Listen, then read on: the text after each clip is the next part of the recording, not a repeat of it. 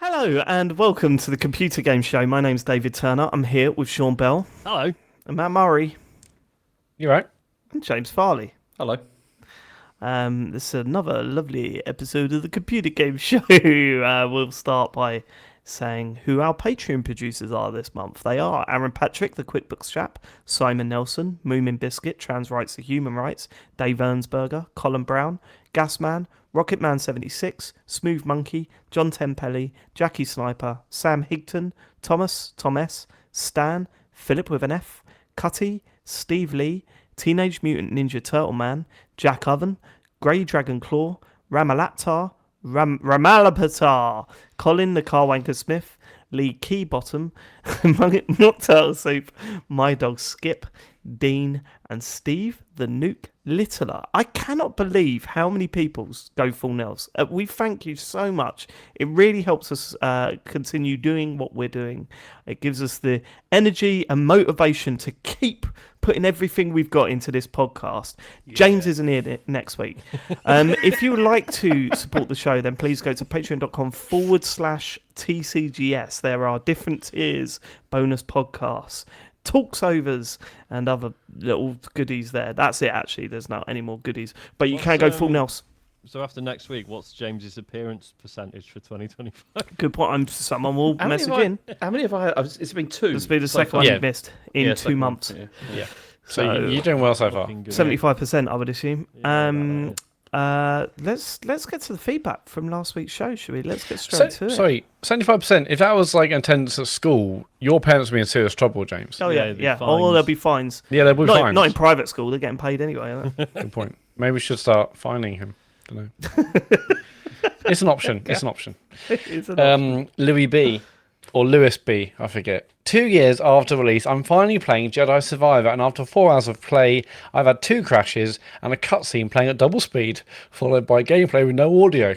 Despite that, it looks awesome and I'm having fun. Also, has Matt considered Turgle as a tattoo candidate? He's a ridiculous looking frog character. Maybe that's my next one, Louis/Lewis. Yeah. Well, you got to get your first one first, mate. I know, I'm We've made inquiries, we saw. Yeah, I mean, he puts a very he's just meeting his minimum. Well, no, I'm literally asking the tattooist when. What else can I do? Well, so you keep asking the tattooist, when are you in Leeds? What's going on there? What's happening? What's your thought process? I haven't said that at all. Read the messages. You said something about I noticed that there's a tattoo convention in Leeds. No, it's because the tattooist said he was going to be at a lot of conventions. Yes, and also just make conversation. Are you going to one in Leeds? But that's not the real focus of the subject. That is actually when's my tattoo happening. I mean, Matt, I'd prefer if we did it in Leeds. Just saying. No, I wouldn't. I wouldn't. This is literally down the road to me. Yeah. Sick of going up north, Sean. Yeah, we'll do it at the convention in front of everyone walking past. You've had it all right in recent years, haven't you? You've had it all right. With TCGS stuff, in life in general, I have to come to London more than you have to come up here. Yeah, I know, but that's your own fault, isn't it? TCGS stuff, we've got our own. Anyway, I can't remember what the other question was, but thanks. No, whether Matt would change the tattoo to the ridiculous Matt can't change the tattoo. We had a very long discussion about what the tattoo was going to be, and we did. A couple of weeks we get someone being like, "Oh, it should be this instead." Yeah, maybe the next one. Do you reckon they've just not listened for a while? That they listen back to a really old show. They're like, I've still got time. There is that, but then he says it's a ridiculous looking frog character. I do kind of like the idea that Matt ends up with a tattoo that looks like the crazy frog. Or something like that, and then people think it's the crazy frog. I'm not going to do that. I love Matt to get a crazy frog tattoo. Well, the worry is, Dave, when I get his first one, it might really genuinely unlock, the floodgates. So maybe. Yeah, but then you've got to then choose to have a crazy frog. Like it's not that's the odd thing. Not you getting another tattoo. It's you getting the crazy frog. Yeah, but it's a cultural icon. Is he now? Okay. Tom has messaged, genuinely baffled at Sean being pro potholes. It's a great It start was to a the weird stance. great start to the message. Yeah, it was weird, wasn't it? I drive on the M56 to go to work, and every day I'm flabbergasted at there being potholes on the motorway. My commute also means I drive through an industrial estate, which, due to the combination of cheap roads and wear from articulated lorries, means it's pothole central. It got so bad that cars were swerving onto the other side of the road to avoid these craters. I realise you like people swerving to avoid these potholes, Sean, but it really is quite dangerous. And don't get me started on country track lanes that don't have tarmac. There's one near me that, unless you have a 4x4, the sheer size of the potholes would damage a regular car's suspension. Is this what you want, Sean? For us all to live in fear from the silent menace that is the pothole? It's just not on. I feel like It's got a great point. I've been slightly misunderstood. Oh, it's always you've been misunderstood, isn't It's it? It's the not that I potholes. just had a shit take. You see why I Come never on. get off I the love fence, Dave? potholes. This is what happens. I love the fact that this is what you chose to get off the fence about. This was the one. Right. No, Nushin, it's the- tonight I'm going to do it. You're not, Sean. Please don't. No, about I the was- I potholes. wasn't Yes, about the saying- fucking I potholes. wasn't saying that potholes weren't an issue. I was just saying it's funny how wound up some people get about them, as if it's symptomatic of society at large. Right? It is symptomatic of society. Yeah, at it literally large. is. It's like underfunded It's councils yeah, and stuff. exactly. It's weird, right? Whenever I Yeah, come but back that's, to but the those UK, people like blame the council as if it's their fault and it's not like a funding issue. and no, it's a what have you. taxation issue, and it's like it's insane because whenever I come back to the UK, it's great. Like how the quality of the roads in the UK is appalling. Like It is honestly, bad. I was watching And a it's video just- the other night. I was saying I recently realised I was old because I've started watching videos about like transport infrastructure and stuff. I was watching a video about how in the Netherlands they still they use like brick paving for loads of their streets and stuff still because it's actually cheaper in the long run. But it's Okay. more expensive up front, but then you don't get any potholes. And I thought, Okay, so good, what's the good, lesson because there? I hate potholes. The lesson is move on and never bring up potholes again on this fucking podcast. Well, The unfortunately, lesson David, is, the lesson Listeners, is I don't have a fucking go dare at you. Sean, Bring up otherwise he'll potholes. try and distract you with a boring fact. This is like he's done that twice this year. Do you remember what was the you were other banned one? from driving. What was What's- the other boring what about fact? the that you remember pebbles? dropped? The pebbles on the beach? No, that was That like was last never year. true. That was also not a fact. That was It was just a something like hallucination I of mine. can't remember. It was someone to remind us. But like I think it was when I wasn't on. You were getting some heat, and you went, "Oh, do you know this fact about cheese?" And it was like, and everyone was like, "Where did that come from?" Oh shit! My memory's so shit. Yeah, I wasn't on it because I remember saying like, "What is that? What the hell is that? Okay, let's move on. What even is that?" Another German immigrant has messaged, "Going outside your house is a nightmare when you don't speak the language. People aren't particularly friendly, the systems and conventions aren't familiar, and every interaction is laced with a kind of weird friction that leaves from being a foreigner. Literally every day it's just a little bit harder when you're an immigrant. Leave James alone." We won't be leaving James No. alone. The thing That's- is, we're not saying that stuff isn't difficult. We're saying he did it in China. So surely Germany Which is hard mode, is surely. relatively, yeah. No. it was See, I've different. got a different. No, I've got a different angle to that, Sean. Okay. We're not saying it's difficult. We're saying James didn't do that when he lived in England either. Do you know what I mean? James got that lovely watch. Do you remember that lovely watch? And all he had to do was put a battery in it, and he just. Oh, yeah, how's that going? That's totally different. That's Have you totally done that yet? different. It's Having the to deal same. with like government services and stuff like that. It's just Sure. What? Hey, whoa! Government services? What? Like no greetings cards and no pepperoni pizzas? What's Just What's that good about, James, James? this Friday, Valentine's Day, you've been Oh shit! informed. It is this Friday, right? Yes. Okay. yeah? Same every We're year. going to be in Butlins. Well, that's where romance. Least the romance capital of romantic UK. place. Oh shit! Yeah, I'm supposed to stream Planet. on Friday. Do I still stream on Friday? Probably Well, I wouldn't. That's awkward. Play It Takes not. No, Two. it isn't. Just don't stream. Yeah, Valentine's Day special. Yeah, but Sean, I'm enjoying Bloodborne quite a lot. And there's 7 people turning up every week to watch me do it. Yeah, I know, I'm enjoying it. Yeah, so this weekend we've got gladiators, wrestling, the Masked Singer, darts. I cannot wait. I cannot wait. I'm like, honestly, I think I'm more excited about going to Butlins than the kids are at this point. I don't think they give a shit. So Valentine's Day's a write-off for us. Why? What have you got planned then? Smooth gentleman. Me? Sean Bell. You could have called him what have you got Smooth planned? Sean. I mean, you've Smooth just... Sean. Yeah, good idea. Go on, I Smooth am, Sean. thank What you. have you got? Just going out for That's an dinner during the episode day. title. I see Matt typing that down as an episode title. Then go on. Smooth Sean. We're just going out for a nice lunch together, actually. Lunch. Yeah. Greg. Most romantic meal of the day. It just gives a lot of space afterwards for my Yeah, stomach to settle. Yeah. Exactly. And for Okay. All right. No need for that, man. I think we've all got. Yeah. Oh, it's a sorry. bit rude, mate. It's his wife. Next. Stanley Stan Mixer has messaged.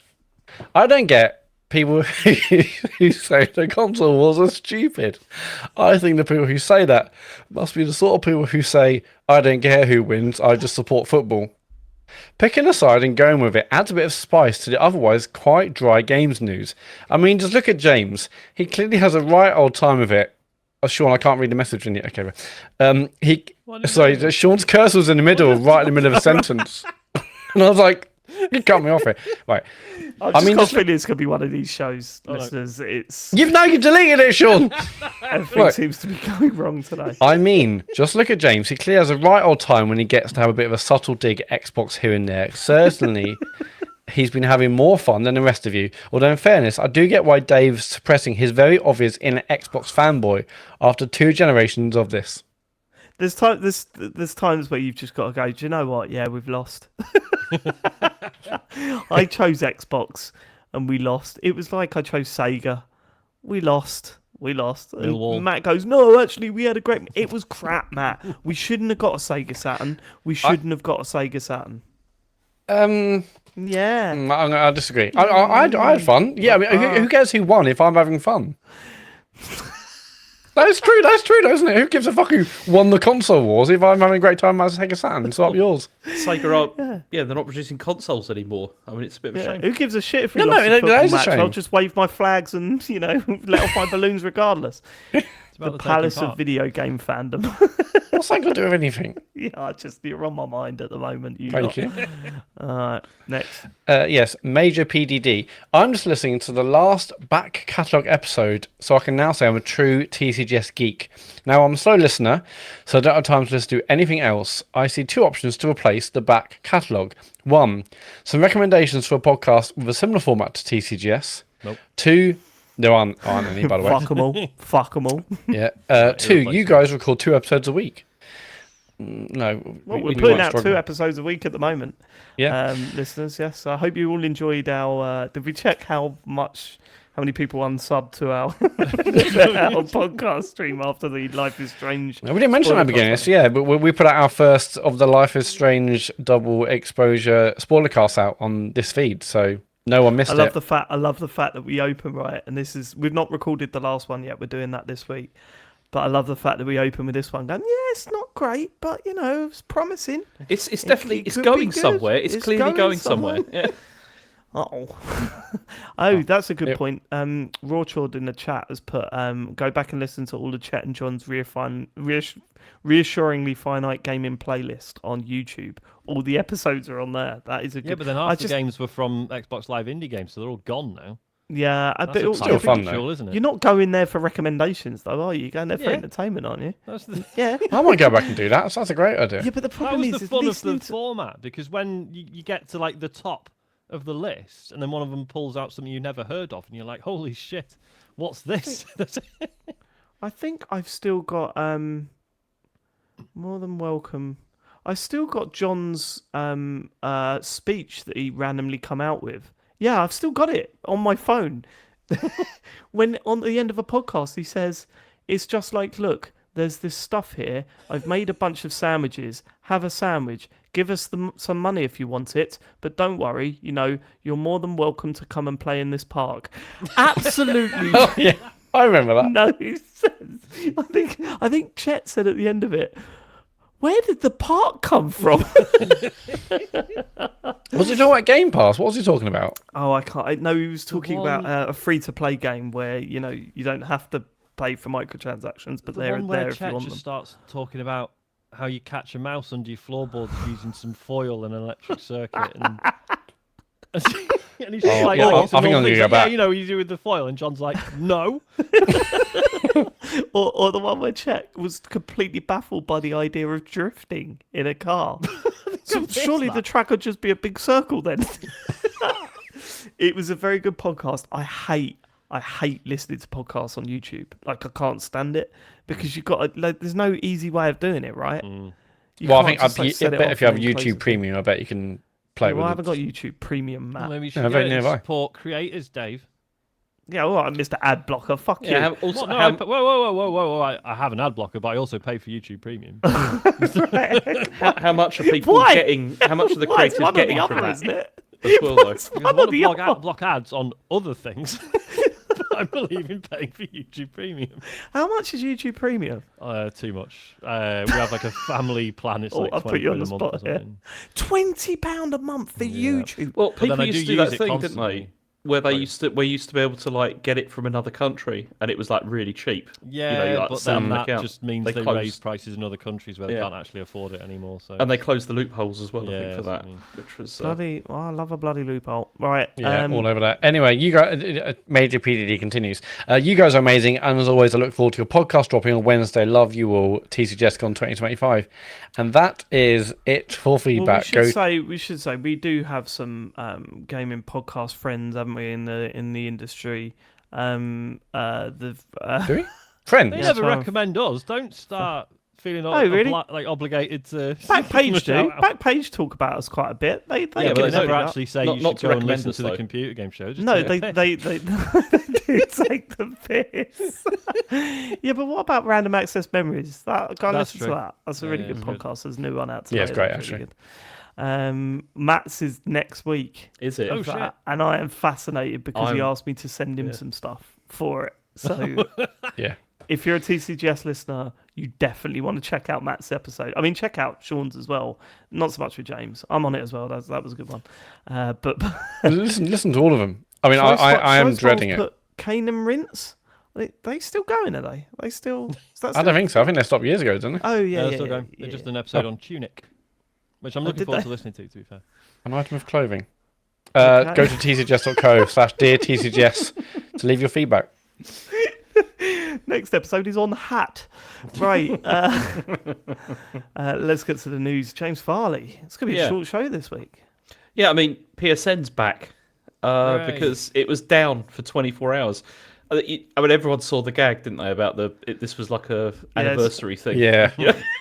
They're just like bringing it back, but it was down for 24 hours, and I mean, they're now. So now they've. This is the quote. They said, "Network services are fully recovered from an operational issue.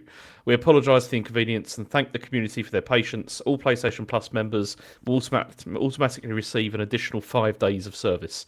But there's still zero indication as to what actually happened here. It was just gone, and they said nothing about what It's happened. really it's a strange one because I didn't have a problem at all. I've been using my PlayStation a lot this past week. Not a single problem. See, I couldn't on Saturday. Because this is what's ridiculous, and this is our brave future that we have now. Of like, I wanted to play Portal, and it's like that didn't work. Like, for Yeah, a see, while mine as well. worked all weekend. The Even Portal- locally, it wasn't working. It's really strange. you Yeah, know. yeah, mine was working the whole weekend. It was fine. So I don't know. Was it regional this thing, or did it only affect certain? What's the deal? No idea. I mean, nobody was. I mean, there's rumours that there was a like a denial of service attack was the reason it happened, but no one. I mean, Sony was saying nothing, so we don't know. Okay. But apparently, Sorry. there is a state of play coming soon, and we did also discover that Metal Gear Delta is coming out on the 28th of August from the Okay. PSN store. The some of the things that people were pointing out that doesn't work when PSN is down. You know, so if like PSN goes down for good, like they shut the service down, you can't buy a PlayStation 5 and add a disk drive to it. Yeah, like Like people are 'cause- saying, like when you try and add the disk drive, it needs to talk to the servers to register the disk drive to the PS5. yeah. It is weird, but also I thought, look, I get it, but also how many people are doing that? Like Yeah. honestly, you know, Well, I mean, a lot of people. It seems a lot of people buying not PS5. a lot of people. Like, I saw that only PS Plus subscribers get the additional 5 days when it was affecting everyone because surely you don't need PS Plus to play a Portal, do you? Or do you? No, you don't. Not if you're playing just locally. You don't. I Yeah. don't think. So like, and I'm pretty sure other people said there's other services that weren't working because, because of this downtime, even though I there don't know weren't how PS I Plus. missed this. Honestly, I subscribers. don't know how I missed it. I've been hammering my PS5 this week, and playing Portal most of the weekend. So I don't know how I managed to avoid this, but Yeah, I mean, it was weird because as I said, I couldn't use the Portal for a while, but then all the games that I had downloaded, they all worked fine. Like, so I could still play like Citizen Sleeper and stuff like that, is where I'm playing it. But yeah, I didn't have any because there was a lot of people were saying like, oh, I can't even start games and stuff like that, but I didn't have that problem.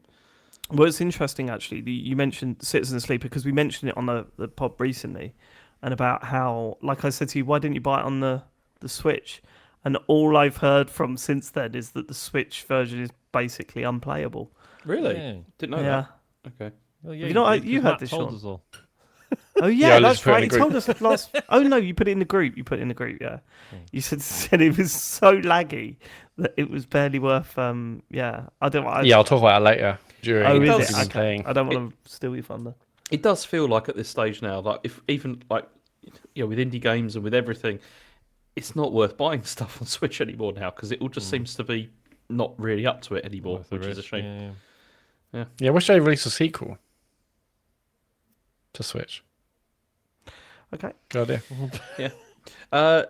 Next story is that the ESA are going to they've announced a thing called iicon, which is IICON, which is what they're calling a first of its kind new event to connect gaming thought leaders. And so they said for decades, video games have been at the forefront of technological and cultural innovation. With Icon, we are creating a Not space just for bleeps and bloops or no more. we are creating a space for visionaries across industries to come together, connect, and reimagine what's possible through interactive entertainment. I mean, that's a chat GPT, like that's like a thing. It's pretty terrible. And then apparently this is taking place in Las Vegas in April this year. And they've already got buy-in from like. No, it's April next year. Is it next year? This is April Gonna say, 2026. that seems fucking What are we? Oh no, we're in soon. 2025 now, aren't we? Yeah, Yeah. sorry. Yeah, April 2026. What year is it? I've lost count. So they also like EA are going to be there, Epic Games, Microsoft, Nintendo of America, Sony, Square Enix, like they're all turning up for this. And yeah, so 27th to 30th of April 2026. Also, Summer Games Fests have said that they're going to do a business to business section this year, so cool. that'll be fun. So yeah, so I think that makes sense. I mean, like the DevCom side of the one in Germany is massive. So it makes sense that the Summer Game Fest will try and get some money from devs 'cause I alongside that remember kind of consumer when- stuff. Was it early COVID when Gamescom was cancelled and like the amount of like indie devs who were just like, do you have any idea how many fucking meetings with publishers we were supposed to have? Like this is really, it is a huge thing. So Yeah, Gamescom, that's one, Phil. Yeah. But this So yeah, doesn't- it's not really clear what this is.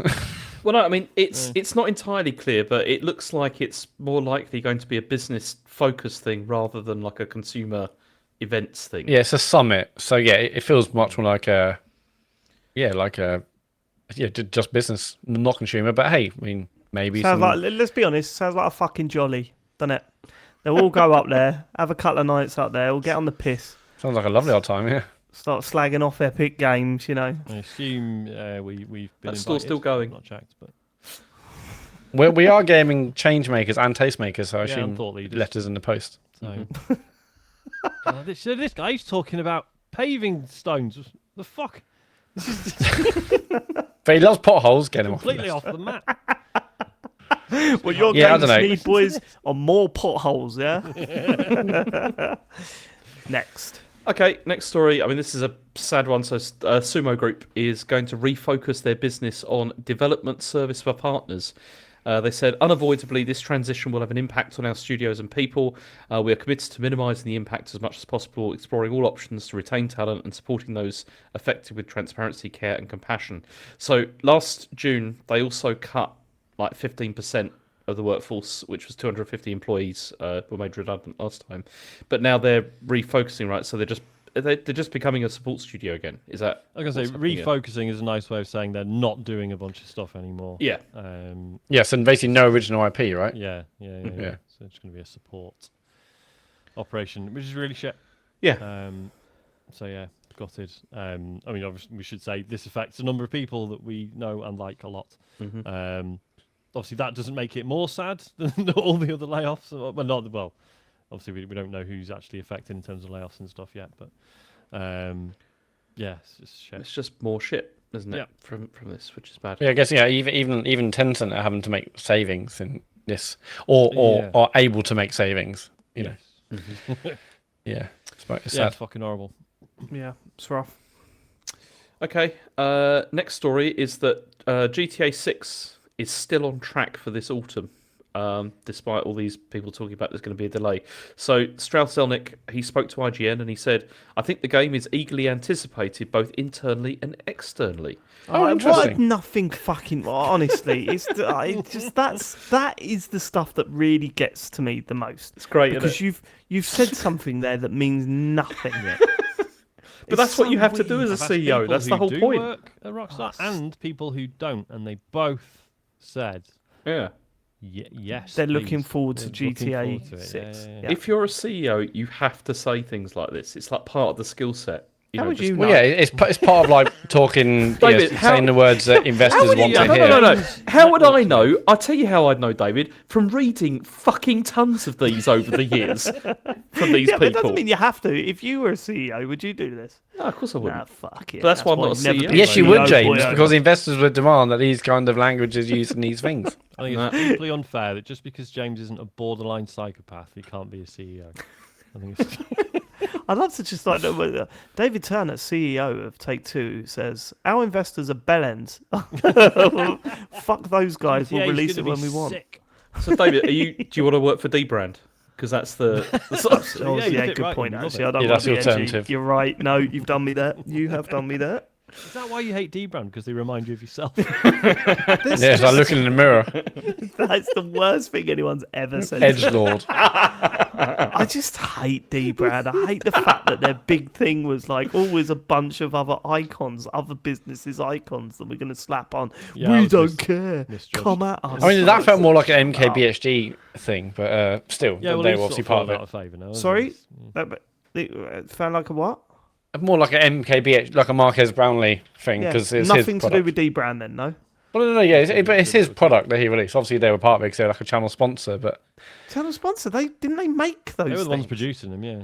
Matt, yeah, but what the no, fuck as in are you like, talk- as in. Do you work for they- D-Brand now? No, I'm saying like they sponsor his channel for everything. So Sure. Do you work for D-Brand now? Why are you grinning?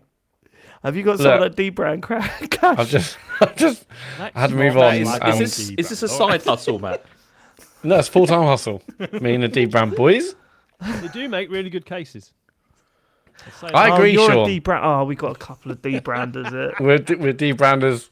I'm actually Wait. stupidly caseless at the moment. I need to sort that out. Yes or no? Have you bought a D-Brand product, Sean? What, recently? No, ever. Ever? Yeah. Right, fuck you. You're off the show. Well, what have you bought? Like a case or? I've had a couple of cases over the years, You're yeah, for different rapping phones. Okay. They're really alright. Sure. Can I finish the quote? Yeah. Okay, so we'll forget about the being eagerly anticipated, but then he says, "We know that can't Rockstar forget it. seeks perfection. I never claim success before it occurs. I'm fond of saying arrogance is the enemy of continued success. So we're all running scared and looking over our shoulders, and we know the competition is not asleep. Our whole organisation is super excited." This is like a speech from Severance. It's just Praise Kia. absolute shit. But also, you read this, you're like, it's going to get delayed, isn't it? It's Like, going I to don't- be delayed, yeah. I'm praying it does get delayed. only because of the fantasy. Yeah, because my Don't counter talk to pick. me about the fantasy stuff. Don't talk Yeah, to you've me. had a mare. I've got so many problems with that. It's unbelievable. Right, okay. Well, actually, let's talk about that briefly. So, Okay, go on. the fantasy league that we set up a few weeks ago for games criticism, I've had an absolute mare, but also I feel a little bit, you know, I feel a Hard little done bit by? screwed over here. A little bit. What hard done now? by. Well, there's a few things, right? So we had that discussion about whether the Steak Eater should be included or not, should have been included or not. Yep. Sean says it should. That's fine. The website says it should, but on the basis that it's a remake, right? Yeah. But this whole thing started because I wanted to get Donkey Kong Country Returns in there, and That's you a said, port. "Well, it's not a port." We said a couple of weeks ago they rebuilt it in a new engine. That's still a no. They did. It's a port. It's the same. They game. rebuilt it in a new engine. Yeah, It's the but same I game. still wouldn't class that as a remake if they Yeah. ported it to a new engine. Yeah. Look, It's a new engine. look, I'm just saying. Yeah. Last week we called it a remake because they'd rebuilt I it in didn't. a new engine. No, Look, Right. okay, you're bitter about that. What else are you bitter Right. about? The other thing that I'm bitter about is that James, and this isn't having a go at you, James, like you've You just done. named This him. is the way that the thing is set up, right? I will get no points because Football Manager, it's ruining your next story. Football Manager has been cancelled. Is that on your story list? It's not on the story list, no. Brilliant, unbelievable. It's one of the biggest stories in gaming this week. I but don't fine. care. But yeah. Football Manager 25 was cancelled, right? They're saying they're focusing on releasing Football Manager 26 later in the year. That won't get me points because I specified football. Whereas James has got generic 3D Mario game. What does that mean? What does that mean? Does that mean that you're covered if it's Super Mario Odyssey 2 or if it's a Mario 3D World game? Yeah. They're, I mean, they're all Yeah. just rolled into one ball, are they? It will depend, won't it, on whatever It's the fucking- critic platform chooses. I'm not. you know. Yeah. I'm not happy with Unannounced, that. also- unannounced saw because mainline. Although mainline 3D Mario platformer says to me that it can't be like Galaxy 2 on Switch. Oh yeah. Like Yeah. to me, that means like new No, 3D it Mario. means Yeah, it new, means but what I'm completely new, saying, yeah. when you say 3D Mario, what are you saying, Matt? Right, yeah. 'cause I'm saying there's all different shades of 3D. There's Mario, different isn't there? shades Yeah, of it's like 3D 3D Mario, World, isn't it? or you've got the 3D World or, yeah, or the or adventure Odyssey style style. ones. Any you know, new yeah. 3D Mario platform. But yeah, I know. I mean, like James has got two of these. So, Like so unannounced. James, by saying one thing can cover like 8 games, right? Listen, I Whereas don't make the me- rules. I don't Look, make I'm not the having a go rules. at you, James. I'm not having a go at you. I'm having a go at the rules. I'm having a go at the rules. That's what I'm doing. And also, you know, I did make a terrible misstep by making Look, that's it. Yes. It's been confirmed that Football Manager 2025, even if they release 2026 this year, that is a cancelled thing on my Yeah. picks. Yeah, but It's- now it's you can gone. pick It's something dead. else. Can I? Yeah, because no Okay. one counterpicked it. I don't I think. don't know what else to pick. Well, you've still No, got a load someone of free counterpicked picks it. as well. You can use. Yeah, I don't. It's too confusing. I'm. but I got I mean I had Kingdom Come Deliverance 2 as my counter pick, and so far that's the most successful game released in our in our got you selection. Yeah, minus 19 19 points today on Gives, that gives one. you a That's, balance of -3. Yeah, but one of mine, for some reason, they haven't given me the points for Sid Meier's Civilization 7 yet. Oh so yeah, I wonder why that's not settled. Is it out yet? It's out, yeah. Yeah, it's no, out, no, yeah. no, it's not out. No, Oh. it's that'd out be on, it then. Oh, it's maybe out on that's early it, access. So, Yeah. All right, so you but get some points from that. we'll get some points for that. I'll get back up there. But anyway, yeah, you know, feel a little bit hard done by. Matt's riding. but yeah, high just to with get back on the Valentine. news story. Yeah, I counterpicked GTA 6 because I thought, Yeah. I don't know. So if it does come out, that's probably going to get 100. That's going to get a score Yeah, of that's 100. true. And I'm going to be absolutely shagged. But let's hope to God it doesn't come out. I can't see it coming out this year. I really can't. But I'd love it if it did. I mean, I'm. Oh yeah, I ready mean, for a GTA it's my 6. most anticipated game. I'm psyched as hell for it. But I mean, it's always meant to come out in the fall, right? So I don't know. Who knows? No, originally it was supposed to be spring, wasn't it? Like 2025, and then Yeah, but the latest thing they've said is fall. or autumn. Yeah. I mean, I say it fall. Okay. Last story. Switch 2 will consider the affordability customers expect from Nintendo, says the president. So Furukawa was asked about the pricing for the Switch 2, and he said, "Don't worry." He didn't say that, obviously, but but this Did he is, say then, Have one. James? he also talks about the fact that they've got to take into account Japan's increased inflation rate, exchange rate environment, and how that's changed since 2017. But then he did say that Nintendo has to consider the affordability that our customers expect from Nintendo products, and said that all these will be taken into account with the price of the products, but they're not ready to say anything about the price. But also, they're not going to change the price of the original Switch at this time. There's going to be no changes there either. So it's going to be more than that then. Well, Yeah. yeah, it was always going to be. gonna be more, I isn't think it? it's going to be 400 quid minimum. Yeah, I reckon fall. Yeah, I think it'll 400. be 399. I think it'll launch out something like that. Okay, Yeah. 399. Yeah, okay. Fucking hell. No, I was going to say James. 399.99 actually. Yeah. 399, and it's psychological. We know what they're all up to. It's that's going to be the thing. Fucking hell! Did you do business studies at GCSE level to I, come? I Metal didn't the know. CEOs. I should have done because clearly I'd have been very good at it. I But don't know if you would. How could you miss out the Football Manager 24, 25 thing? because it's a bit boring, isn't it? I think it's No, boring. it's No. really. It's like one of the most consistent. All right, okay. Well, Football Manager isn't coming out this year. Yeah, we've already. Well, said it, can we mate. have the quote? I mean, David's already done the quote. No, I want a full quote, James. Oh my god, this show is going to be short. I think we're at what you've been playing and 35 minutes in. We've been here before. Yeah, hang on. So just a switch thing. I want to know like what it'd be like. That's right. Matt's within- deployed. Matt's Yeah, I know. deployed. Matt's deployed. Matt's deployed. Write I want that to know what it'd be down like as an episode the Switch. title, please, Matt. Matt's been deployed. Matt's deployed. Matt's deployed. Matt's Sorry, deployed. go on. What are you saying? I wanted to know what the original Switch would be in today's money with inflation. And someone else did it on Reddit, and they worked out. I get whatever this website is. £7,800. I could It do wouldn't. It'd be $388. So I could do another vaguely interesting news story that isn't in the news. I like it if you did Talk that into your microphone while you do it. while getting closer to the microphone. That'd be great, wouldn't it? Maybe I don't want to do that. I can do a really good news story. I love your argument to that is maybe I don't want to do that. You're on a fucking podcast, James. It doesn't matter what you do get want. paid to do. Yeah, you've got to do it. Anyway, so there's rumours that what's it called? Rocksteady are going to do another Batman game. There you go. Okay, right. That was the one. let's And get on Matt to what you- told me about That's this earlier such a today. terrible story, James. Yeah, that's why Let's they get on choose to it. what you've been playing then. We're really Unbelievable. scraping the Oh barrel. no, hang on, here, hang on. thankfully. Also, there's breaking news. But it's yeah. Are you making this up, James? no, I'm not making it up. But although it's not really I'm not like breaking up either. game-related news. Go on. Okay. So Elon Musk is trying to buy OpenAI for 97 billion. So there you go. Fuck off. Yeah. What's wrong with his own AI product? This Don't know. shit. Don't use it. Yeah. Grok. Okay. Also, who's giving him that money to, like, after what he did to The Twitter? Yeah, he had to make the American taxpayer, Sean. Have you not But he been had keeping up? to he had to borrow fuckloads to actually buy X. Yeah. You know, so All right. I don't want to talk about horrendous that, man. person. Let's get to what you've been playing, and we'll start with the big release this week: Kingdom Come: Deliverance 2. We got sent codes, Sean and I. How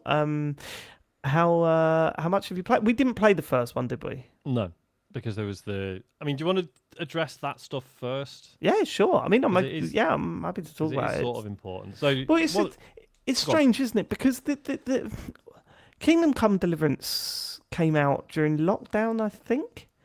no, a little bit. Or was it before that? a year Was or it two before, yeah, 2019? yeah. And I mean, it was not up my street at all because I thought it was some fantasy RPG thing, and that's two words that don't really mix in my gaming life. So I was like, no, I'm not going to play that. And there was a lot of people saying, oh, you should play it, you should play it. And then there We had was all quite a this... few of our listeners were like, "No, seriously, Well, it's really good. You should." Yeah, I'll get to that later. But there was this sort of commentary going on about sort of people of color and minorities seem to be completely overlooked when it comes to Yeah. the cast in this world.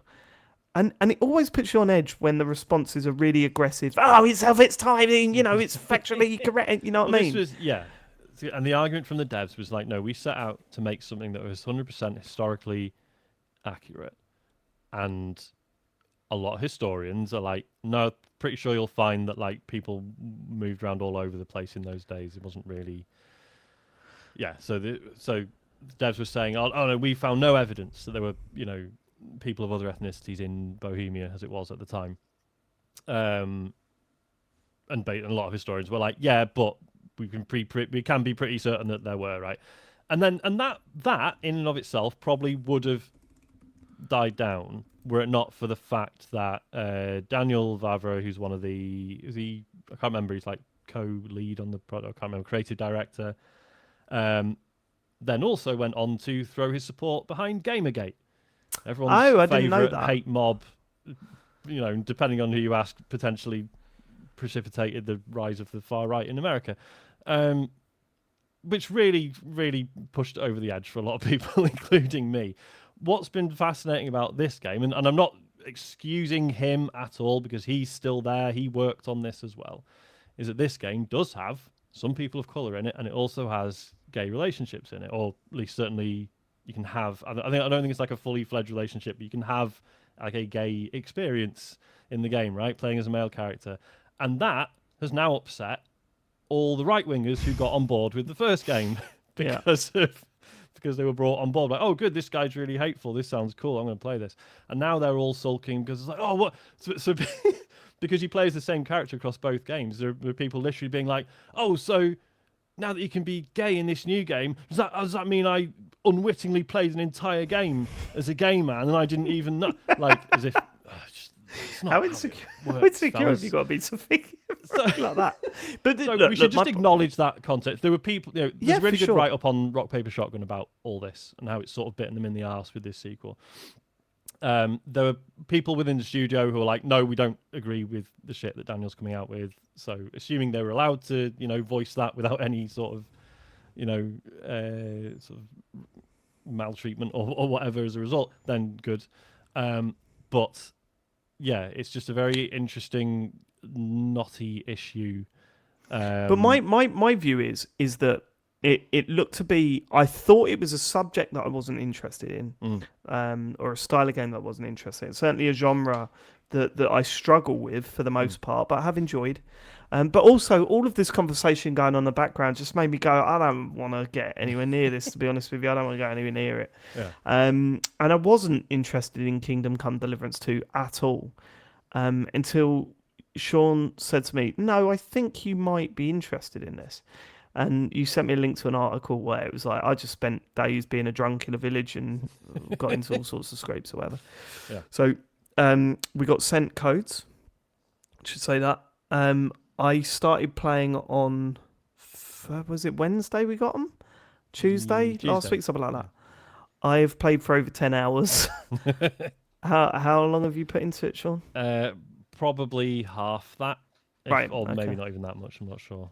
But, Can you describe what this actually entails? Yes. Because I don't know why. I thought this was like some sort of strategy game or something. I don't know why I thought that, but it's not. Everyone that I've spoken to about this game, I don't know many people that have played the first game, but everyone I've spoken to is like, well, so what is it? Is Dungeons and Dragons thing? I assume it was like an Oblivion style game, right? Open world RPG? No, yes, okay. open world. Well, it's an open world RPG. Gameplay, yeah.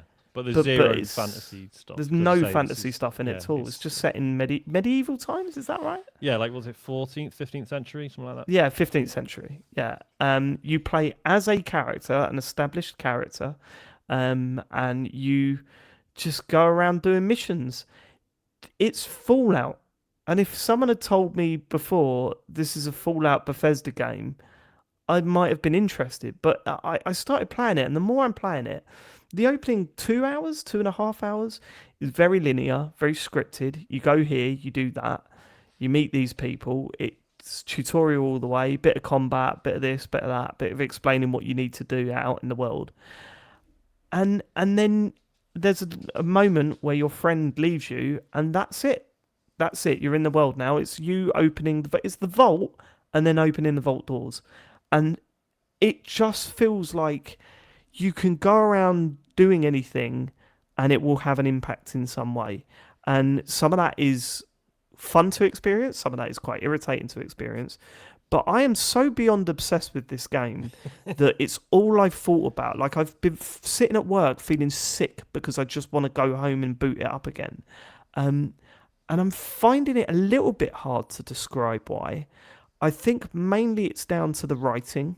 Yeah. I think the writing's incredible. And this is one of the things that when you look at the arguments to defend some of the stuff that it missed out of Kingdom Come Deliverance, you play the second one and you're like, going, there's no way they were talking like this in the 15th century.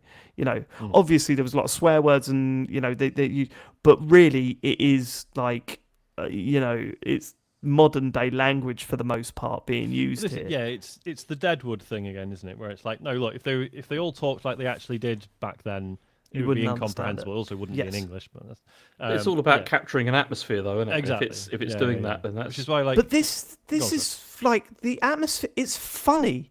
Like it's a comedy game. Yeah. There's and it's so not even the stuff people are coming out with. They're not even necessarily gags, right? They're just very charming amusing people. Yeah, you know there's what I mean? very charming, amusing people, and then just people shouting the C word at you as you're walking past them that will always get a laugh from me. Like, Yeah. it's so brutal with that stuff. Mm. But also, some of that, there's just really funny moments in it that you Yeah. just think, why? Like, I can't believe this is so wildly different to what I thought it was going to be and what I had in my head and what Kingdom Come Deliverance is, that I'm quite blown away with with how much I'm into it. Like, I really, really, really am into it. I think, like, you know, because it opens with that. There's like a siege going on at this sort of relatively small fort. Yes. And again, you know, whether or not you care about the historical accuracy stuff, I don't particularly. I think it's an interesting thing to aim for. I think it's inherently doomed, right? Because it's never going to be 100% accurate, especially in a game where it's it's interactive, right? But when you see the siege at the start, you know, the way we're used to seeing like castles getting overrun in films and stuff, there's fucking hundreds of people spewing in and it's just not that at all. There's It's like 40 there's loads of people just kind of standing around because like there's only so much room on the wall, so fucking I'll just wait, I'll stand. Like, it's just so straight away you're just like, I haven't seen this sort of battle portrayed like this before, and it's interesting. The moment I realised that I was going to be into it was the very first second you saw Henry. I told you about it. So it's sort of, you're supposed to know who Henry is, right? So it's the same character for the first game, and it leads on straight after that. And there's a bit of a chat in this castle as the siege is happening, and then it pans over and you see like the back of a knight sort of walk into shot, and that's Henry, and that's supposed to be, it pans around, and then you see his face, and if you're a fan of the first game, you're supposed to go, that's Henry Ray. But he sort of stumbles into the picture, and as if to say, yeah, but he's also an idiot, watch out. And I was like, brilliant. That one little moment there tells me that I'm not playing this perfect hero. I'm playing a bit of a Wally in a knight's armor, and I was like, right, okay, I get the tone of this instantly. And it, you know, it does deal with some dark subjects later on. We'll come to that, but it does keep to that tone as much as possible. It is fucking stupid in places, intentionally and unintentionally. So what happens? I'll give you a brief overview of the intro. The opening 2 hours. You've got a friend. I can't remember his name. Han, is it? Hans, Hans. And he's like a real sort of, self-important, stuck-up guy who you're traveling to deliver a message to this castle, right? And on the way you get ransacked and you lose all your buddies and all this sort of stuff, and then you're running away from them for a little bit. You fall off a cliff after a fight, and that was the shittest way of going. Bullshit, wasn't it? Henry has lost all of his abilities now, so he'll start again. That was a bit shit, but then you wake up in this house and this lady's looking after you. And Sean, I got to tell you, so we were talking about this. So what happens? You learn how to do potions. So it says, right, we need a potion to help, or we need some medicine to help your friend survive because he's been attacked. So you need to go outside and you need to go and collect these items. But he killed someone outside, so I don't want him on my front porch. So can you please take the spade and go and bury the body? So Sean and I both went and buried the body straight away, right? Well, then we go on. I'll tell you what I did. Slightly right. So, well, no, tell me what you did first. So before I went, so I didn't bury the body. I think it's before we'd even had the conversation where she's like, "Yeah, can you get rid of it?" I just thought, well, that's pretty gross. So I just picked him up and I just sort of went round the cliff a bit and then just sort of chucked him in a bit where I thought no one would see him. Oh yeah. And then go on. So then you go and get the herbs ready for the medicine, and you walk down, and there are two people confronting the woman that's been looking after you, and you get different options. What can you do? You can lie. You could. They're saying, well, there's two people got away from our ambush. We need to find them. We need to, we're trying to find them. Because initially they're lying, sort of aren't they? They're saying that they're trying to get the people who got you, whereas straight that's away, right. Like, that's I right. think that's a load of shit. Yeah. So you get to call them out. You get to argue with them, and I attack them, right? But you lied, right? I lied, Yeah. And straight away I was thinking, I know I've moved the body, but it was like before, because obviously you can't help thinking about how scripting works in games, right? Right. And I moved the body like before I got the quest to move the body. I didn't put the body where it's supposed to be, but in no way did they acknowledge the body. So the game knew I'd moved it. Do you know what I mean? Yeah. And Yeah. that affected my interaction because I presume if the body's there, they just kick off immediately and Yeah, and then there's a massive fight, right? But for mine was unintentionally funny, right? Because she said, "Can you get rid of this body? There's a spade there. Take it by the stream and bury it." So I took it over, put it down, and buried it. Put it down, and she said, "Oh, now you stink of death. Can you?" That's probably another thing. If you don't wash, they'll smell the death on you or something, and then that might give it. So you go and wash all the stench off you, and then I went and picked the herbs. I come down, I saw her being threatened, so I got out my sword and just killed them both. And she was like, "Oh, thanks for that. I didn't know what was going to happen, but can you get rid of the bodies?" So there I was, walking down to the stream with another 2 bodies, like putting them down and digging up. And I just thought, this is fun. Like, this is genuinely funny because it felt like I just kept going down to the stream with more and more bodies and like Can I burying ask a them. question, right? This washing thing, is this like a mechanic in the game, though, that you Constantly. have to do? So your clothes, Constantly. because I took to the first corpse, I nicked all his clothes. So I was like, right, he's got some armor. I'm going to take that. And straight away, you can see on like in the inventory screen, it has like a little blood icon because like, yes, the man got stabbed to death while he was wearing this stuff. That makes sense. So you can then go and so I put the stuff on and I went to like a trough and I washed it. And then basically it changed the icon to, I can't remember what the icon looks like, but basically it's like, yeah, it looks all right, but it still stinks. And people will comment if you're wearing stinky clothes or That if you is smell brilliant. dirty. But there's everything, and some of it works and some of it doesn't. But that works for everything. If you've got your sword out, I mean, we've seen this in games loads. If you've got your weapon out, people react to that. If you're running, like some guards are like, what you running for? You've got if you don't wash, if you don't have clean clothes, even if you're wearing, everyone calls me like a pauper, and who are you? Like, we've got a little beggar here because I'm just wearing like sort of cloths basically at this point still. Well, They're not like your breath stinks. And stuff like that. We've not had that, to be fair. I've not brushed my teeth yet, but That's one. I know I talked to you about this, Dave. One thing I found really interesting was I went in, like you make choices. It's not like a hardcore sort of character creator, but it's like you make dialogue choices that sort of befits the sort of character you want to be. And basically, I said I was like a scout, right? So like a stealthy character. And then so when you're finally allowed into the open world and start making your own decisions, you've got absolutely fuck all. And one of the first things is like, right, I need some clothes that don't smell of death, and I need some kit and stuff. And as I'm looking at like what gear I want, like basically, if you're playing a stealth character, you need to just be as bland and boring as possible. yeah. And it's like, well, yeah, of course. Like you would, Yeah. like most RPGs, it's like, oh, you get the fucking ninja leather armor. It gives you stealth bonuses. Whereas it's like, no, this brown shirt will let you blend in really well. And it's like, cool, okay. And it makes sense because that was, that's if you wanted to be a thief in those days, you didn't want to look cool at all. No, you absolutely didn't. It really does matter what you're wearing. I mean, there's a mission later. I need to go to a wedding, but I haven't got enough money to buy the clothes. Like the guy that was taking me to the wedding was like, "You're not going like that. So go and get yourself some proper like clothes, man." So that happens. You have this whole intro bit, then you get into some trouble, and then the game lets you loose on the world, right?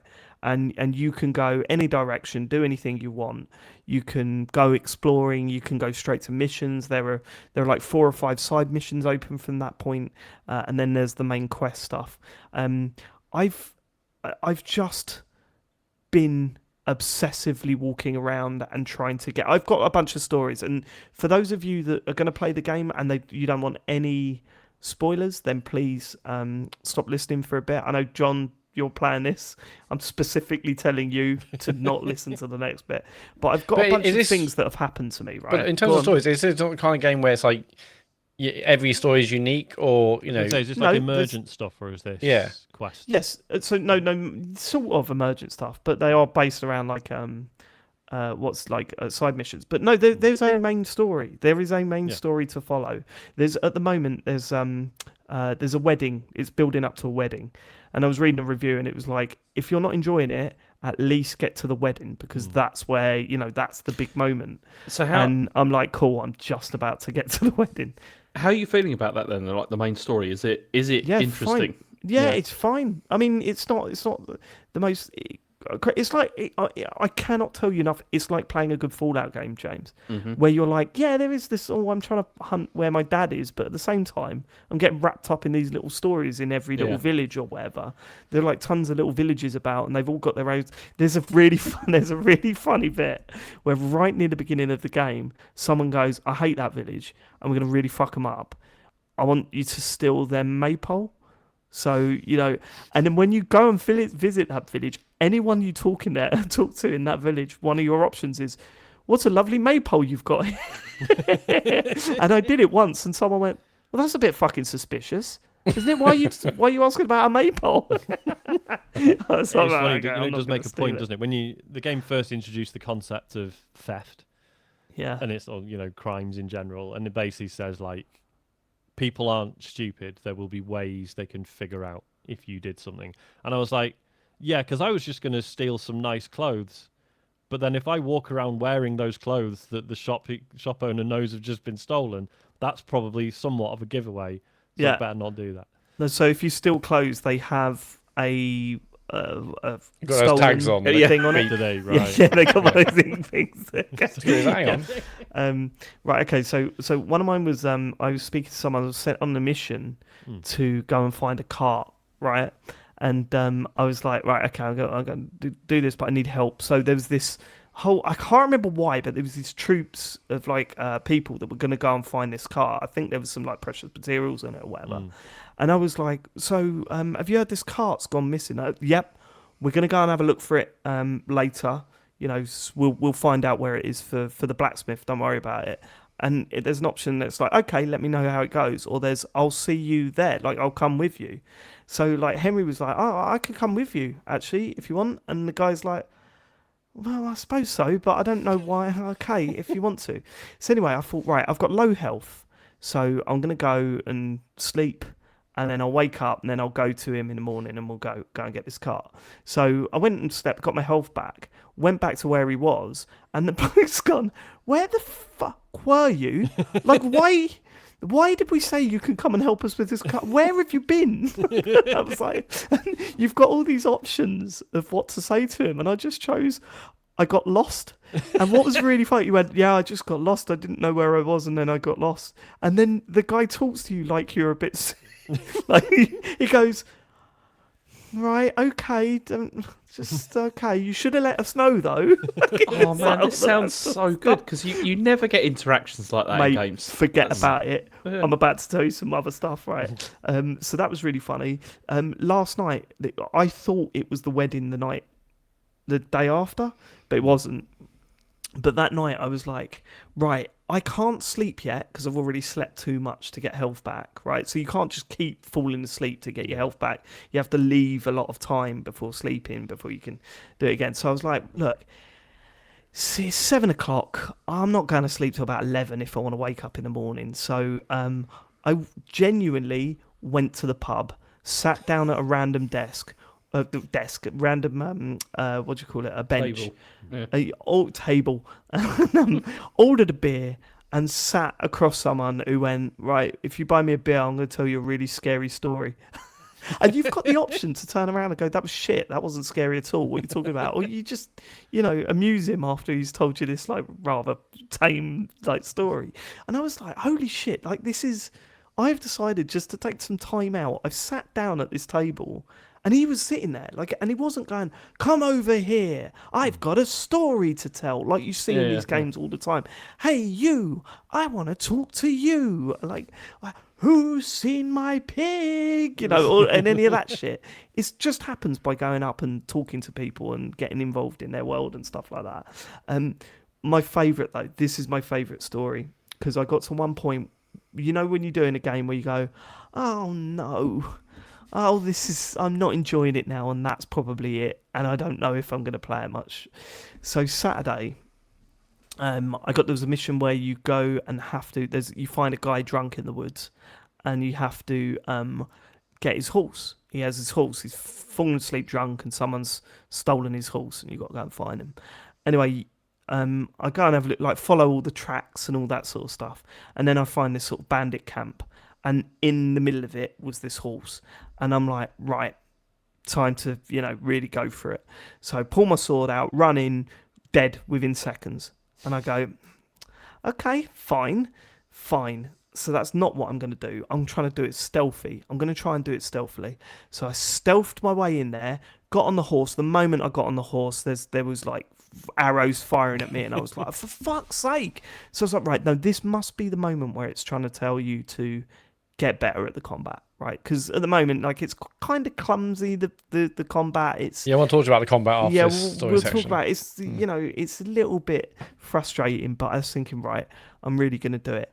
I could kill like 2 people, and by that point I'm just dead. I'm overrun, and I spent about an hour constantly trying this thing, and I'm getting really fucked off.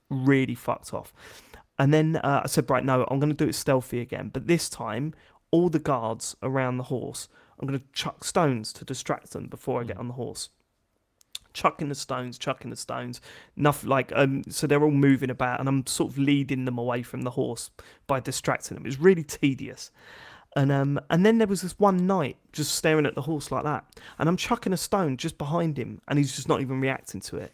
And I was like, oh, for fuck's sake! And just like, at this point, I was so close to just turning the game off and never turning it on again.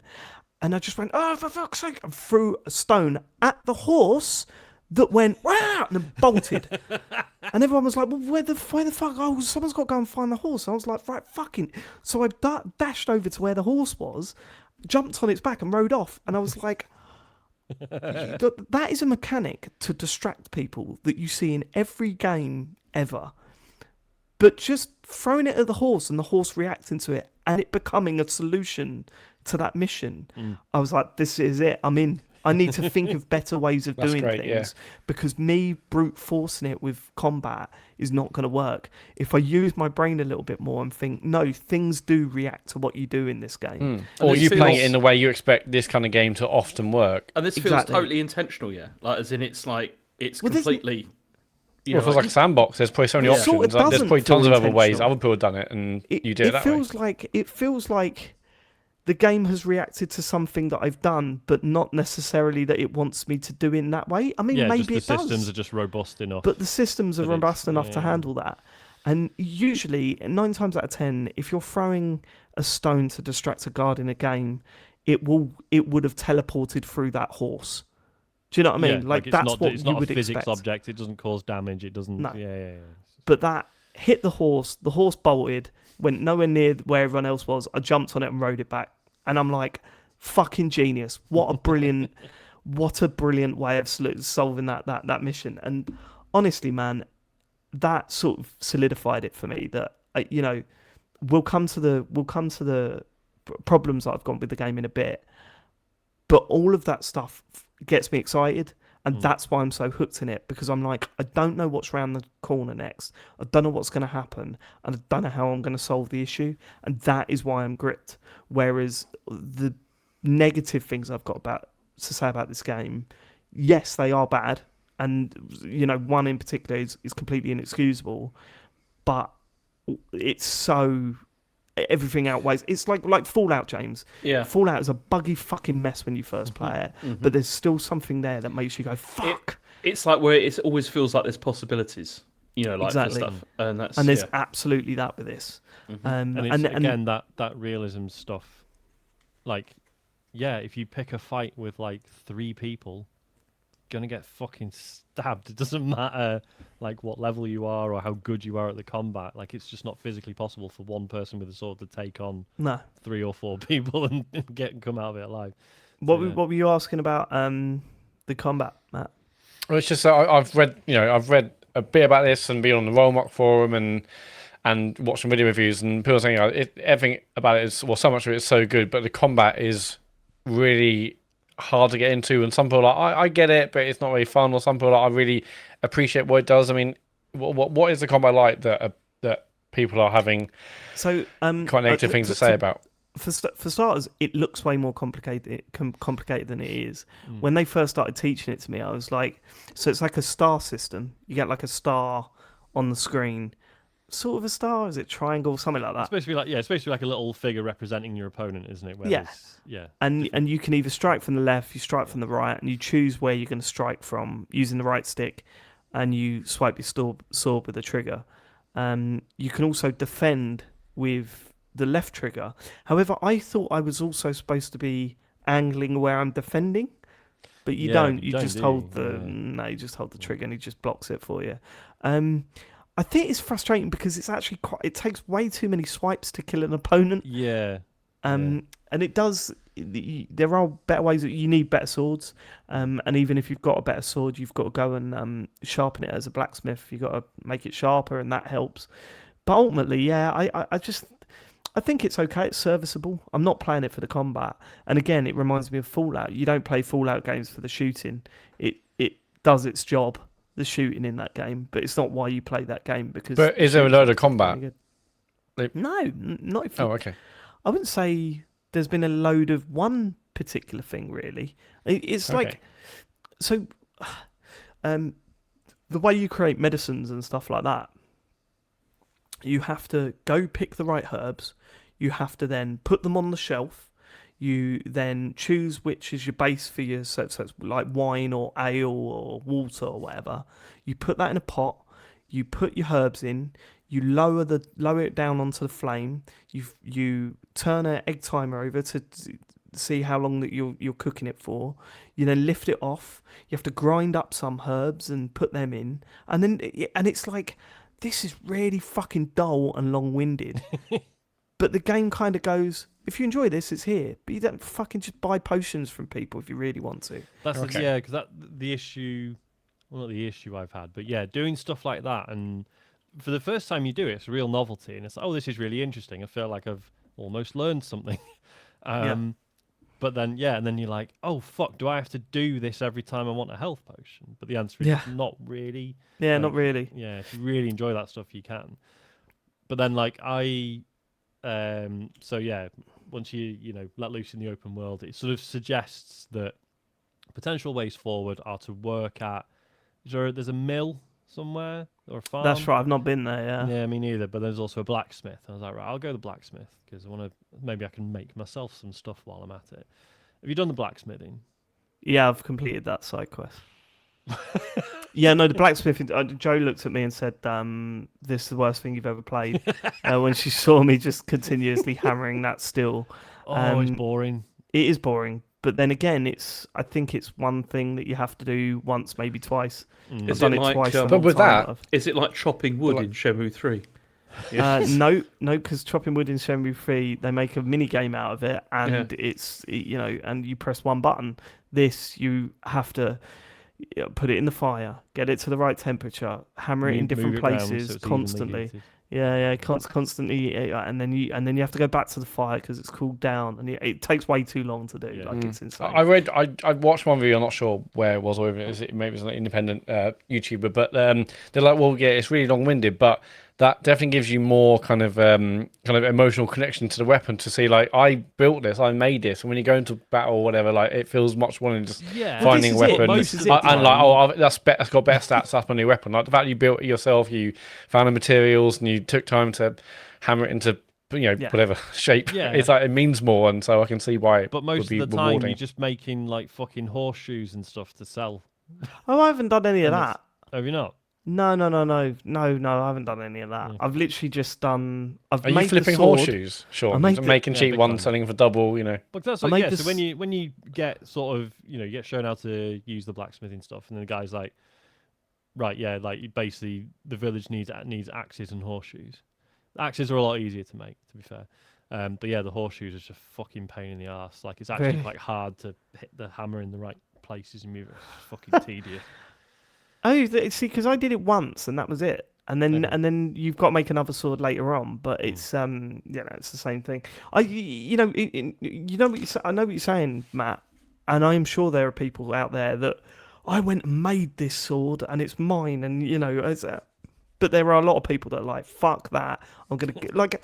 I want to press a button and get the new one. What was really funny was I thought I should be wearing armor at this point, and I'm not. I'm still in rags, and I thought, right, how to get armor in Kingdom Come Deliverance 2. Like, I watched a YouTube video, and they were like, yeah, go to like a village at nighttime and find a guard and kill him and take his armor. And I was like, oh, okay.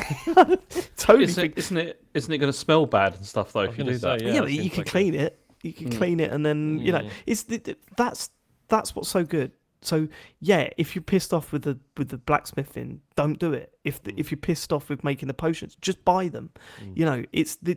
This game gives you the option to play it exactly how you want to play it, and I'm sure there are, the better that you get at blacksmithing, the easier that whole process becomes, because you do level up in each skill as well. As you're doing your blacksmithing, it says, right, you're a level 3 blacksmith or whatever, and I bet it gets to the point where you only have to hammer it a couple of times and it's the fucking perfect axe or whatever. I would hope so, because it is so as you're hammering it, like, you have to try and maintain a certain rhythm, which is really hard.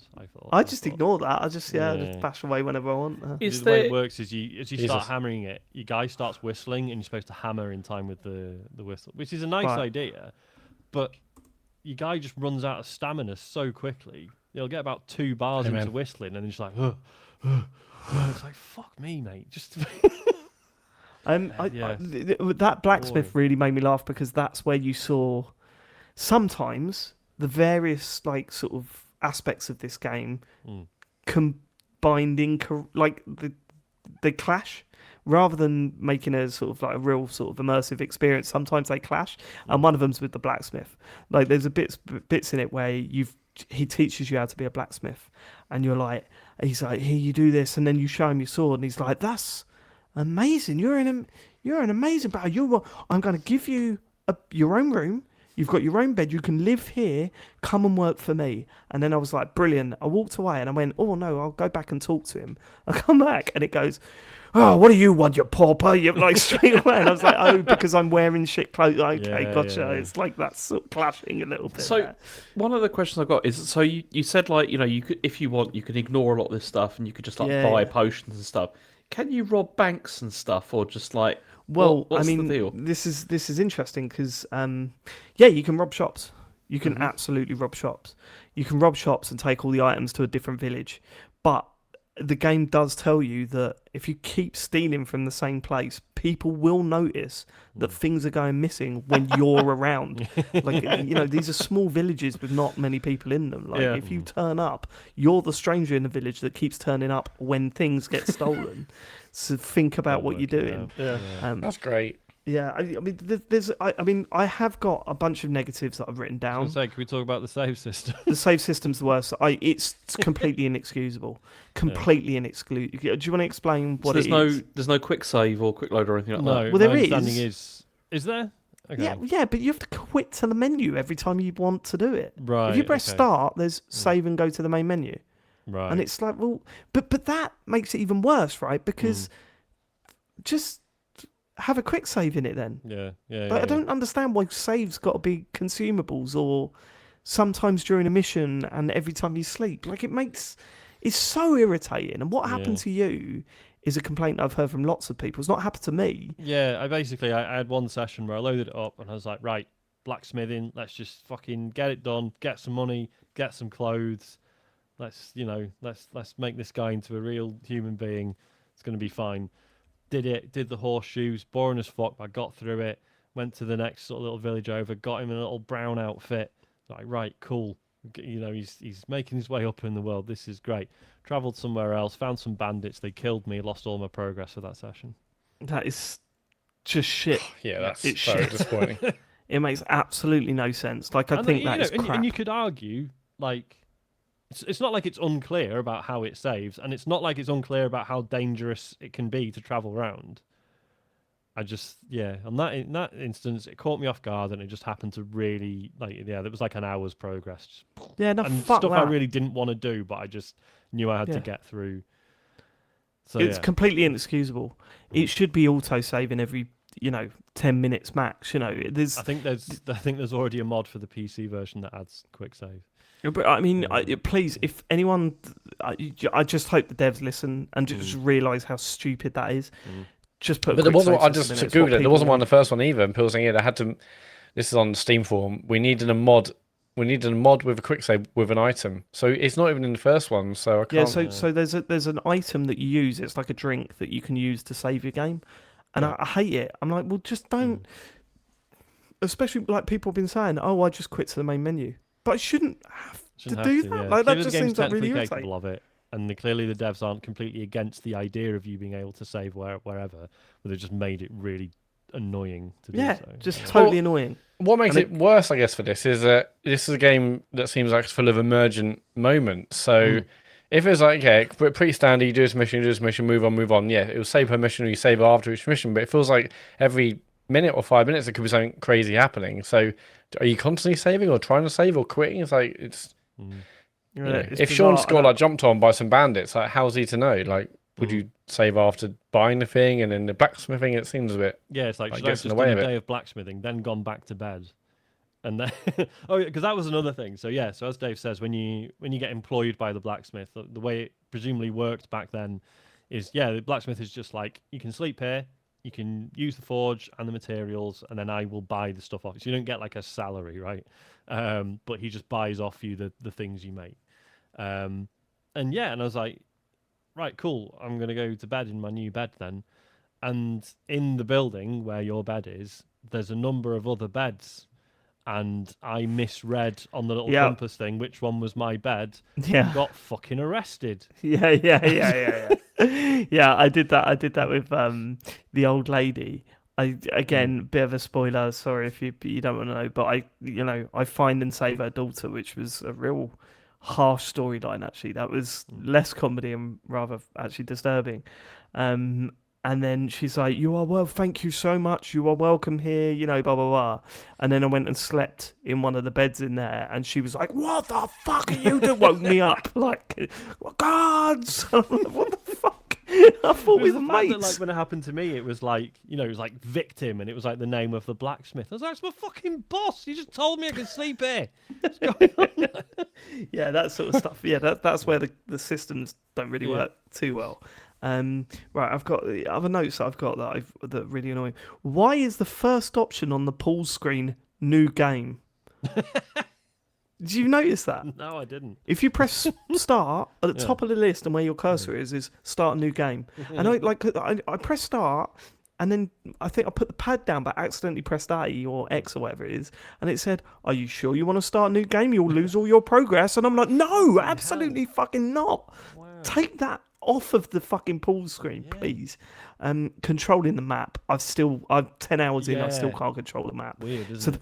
So you bring up the map, you've got the map, and you've got like these side panels. It's like the blades in the 360, and you press left and right on the left stick to bring up little different sliders, and then it's the right stick to pan around. But once you slide one of those like panels over, you can't move around. So it's like it's really annoying. And for some reason, can we always have zoom in and zoom out on the triggers and not the buttons? I don't know why, but my brain is like, no. I want to zoom in with the triggers, not the fucking buttons. So that does my nutting. Talking to people you know from a story while you're walking around and they don't even acknowledge you. So that you meet characters through the story and doing missions and stuff, and then you see them in the village and it's like the first time they've seen you. And I'll go, "No, it's me, remember? I went and got those hens for you, remember me?" They're like, "Hello, stranger.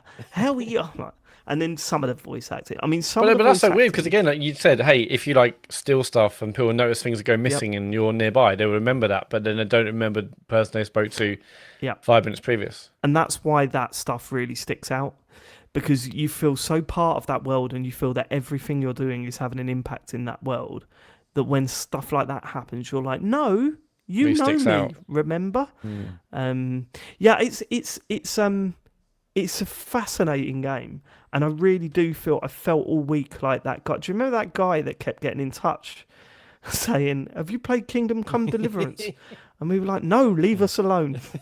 I'm that guy now because I keep talking to people saying, "Look, I love James to play this. James, this is, when we were playing Fallout 3 and Fallout 4 or whatever, when it was good, we would be firing stories back and forth. What did you do? How did that have an impact? Blah, blah, blah, blah, blah. How did you solve this mission and all this sort of shit?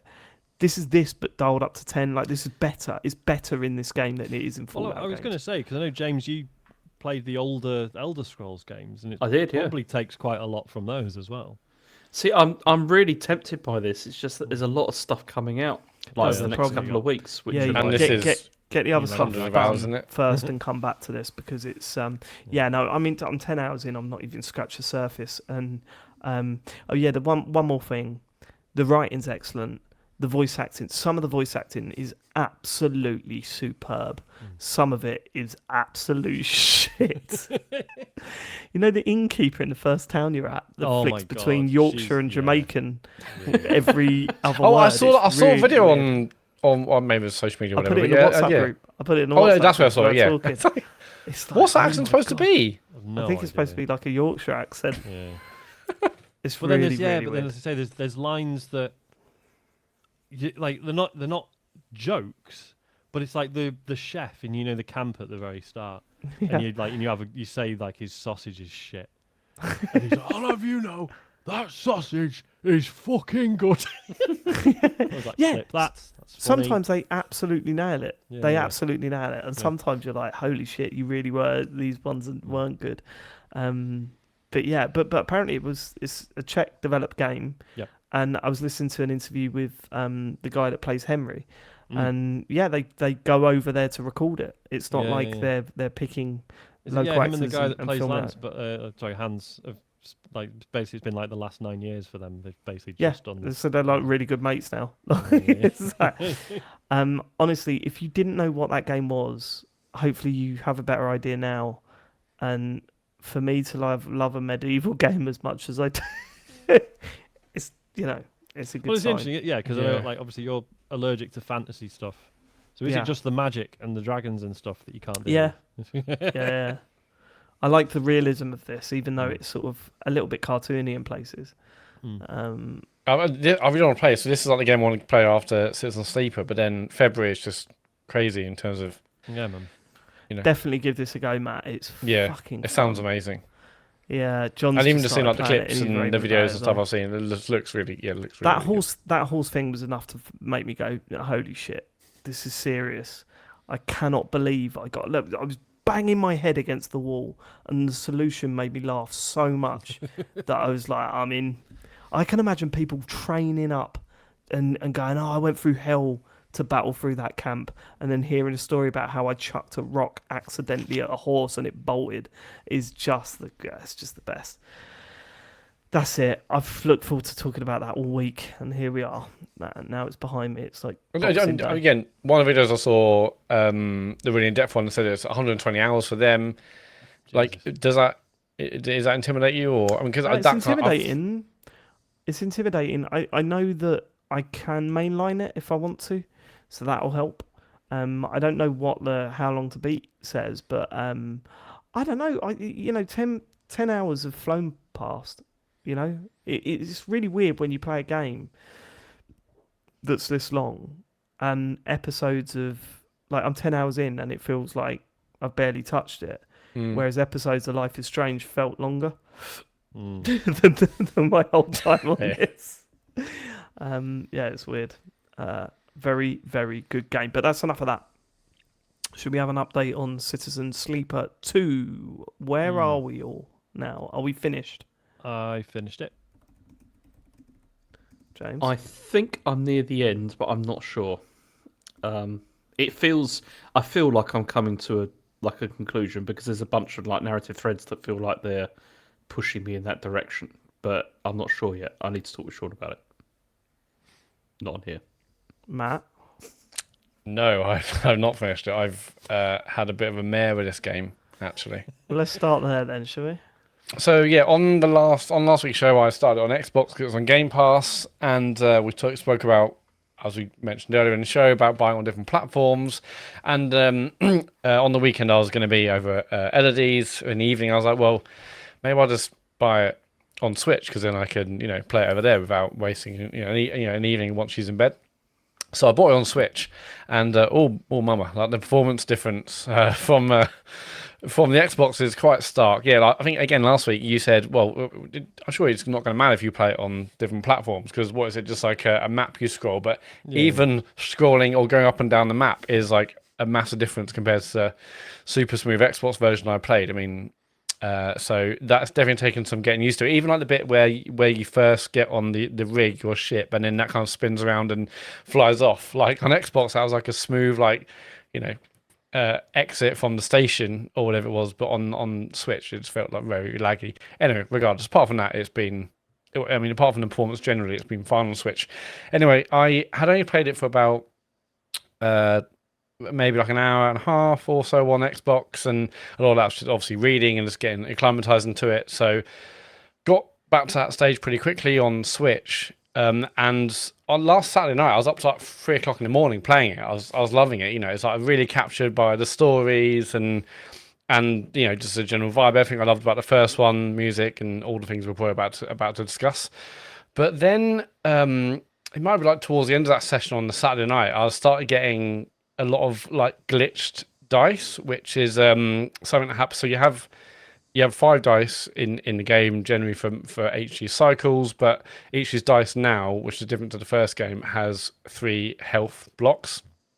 And when you fail like a dice roll, that can they'll like lose one in blocks. And basically when that's not was that not the case? No. Okay, so how does that work then? It's the stress meter.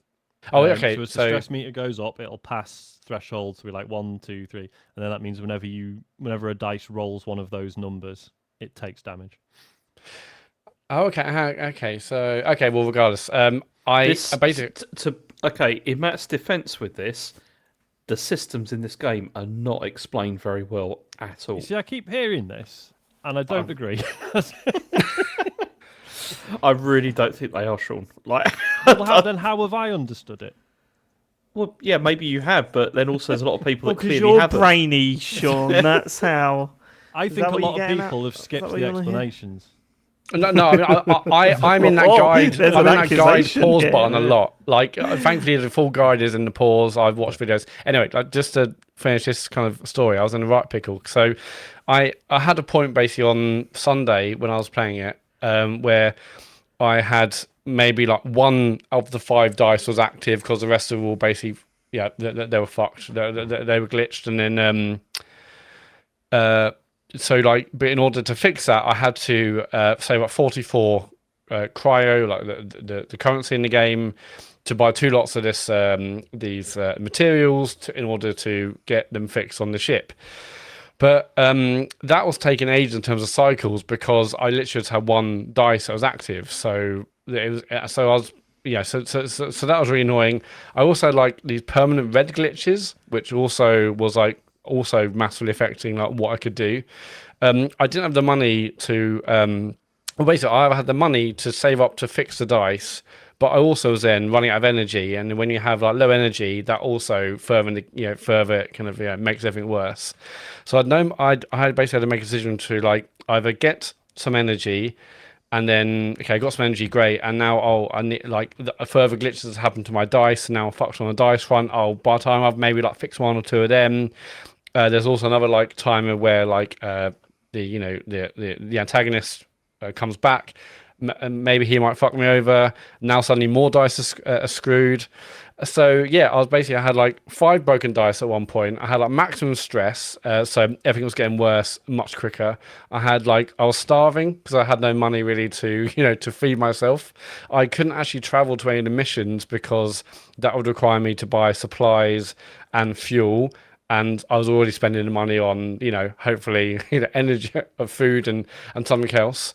And then when I got a dice, or if I actually managed to save up the 44 cryo to fix my dice, then I would die because, like I said, like the baddie would come back. And I'm like, okay, this is going to take me literally hundreds of cycles to get through. Like this is, but the thing is, just the previous night I was up till 3 in the morning, and I'm like, I'm still loving it. I knew how much I loved the first game, so much of it I was enjoying, but I was like, this is not enjoyable. And I'd read some guides about, classes and this and that, and I was like, oh, I'm not sure. I mostly get it, but then the glitch dice thing was another kind of angle I hadn't really,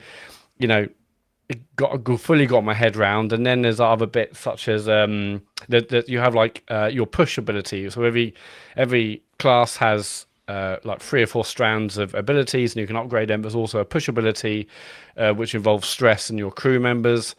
And I was upgrading that, but I hadn't really kind of fully got my head around that as well. Anyway, I was in the right pickle basically. And Sorry, can I just ask one question, Matt? What difficulty are you playing this on? just the middle one. Why? Well, we're getting to Why the are you bit where doing we that? find out why Matt ended up in such a pickle, though. Okay, go on. Go on. Well, I mean, yeah, a number of ways really, but anyway, yes. And then I think today I was like, you know what?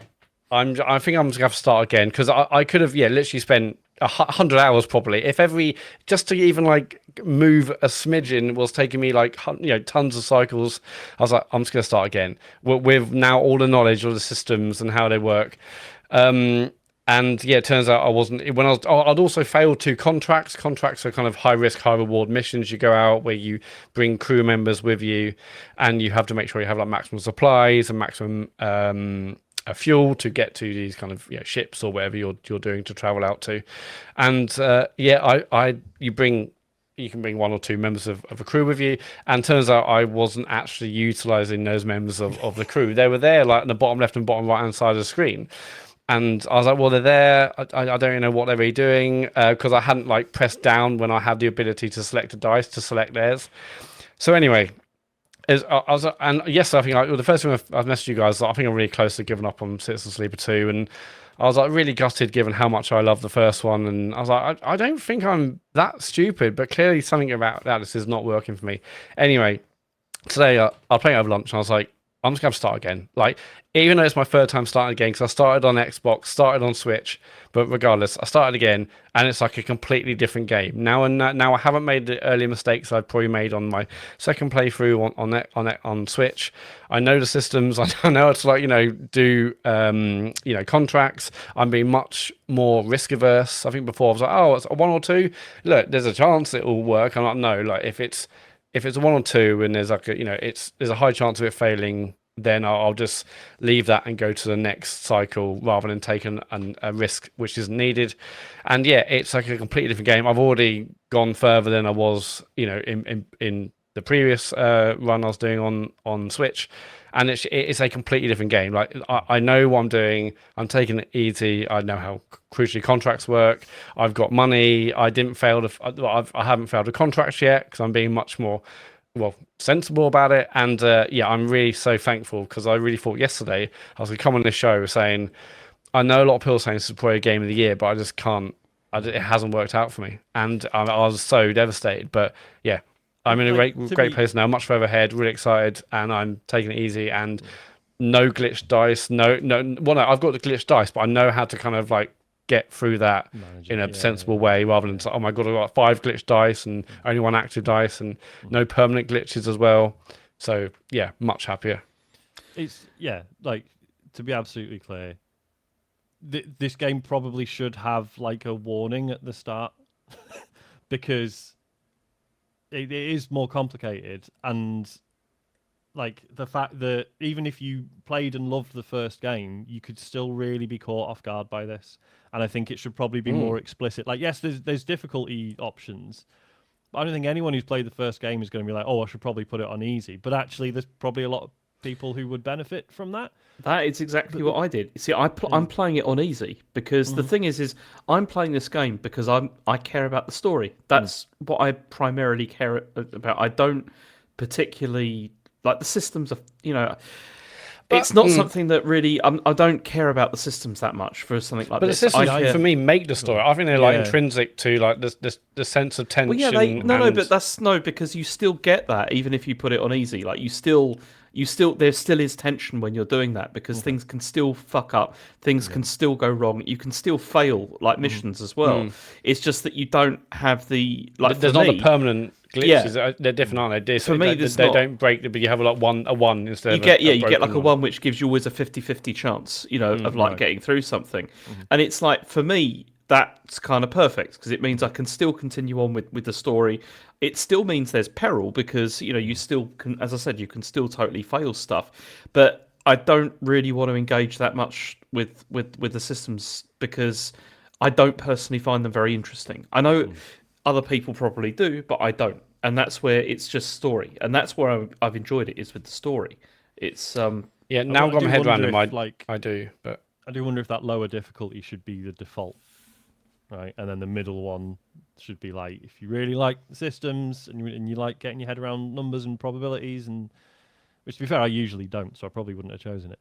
yeah, it feels so much more complex. Which is, I guess this is always the way they were going to go. They were never probably going to do a straight sequel. But I was like, I remember loving it. And the first one, you're in that one single kind of station, and I do remember the peril of constantly having to juggle between energy and this and that, and there's always like the timers going round, oh my god, I've only got like 3 or 4, need to kind of make sure I'm energized enough for the fight or whatever I'm doing. But I felt, and I mentioned this to you yesterday, that what's so perfect about the first one is that you're always on the edge of failure, at least in the first half, until you basically get so much energy and money. It's kind of not an issue. But I was always like, oh my god, I'm like 1 or 2 away from dying, or 1 or 2 away from, oh thank god I got that 5 on that 6 because that saved me. And it's so perfectly balanced. I felt the first one, I was always on the edge of risking it all, but it worked out so spectacularly. Whereas this, it just feels so much more complex. But this is always how it's going to be. And now I'm getting my head around it more.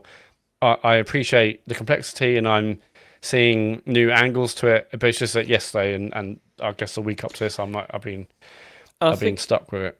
I think a lot of this, it depends on what you want out of this, because as I said, like, there are definitely people that will be really, really into the board game side of this.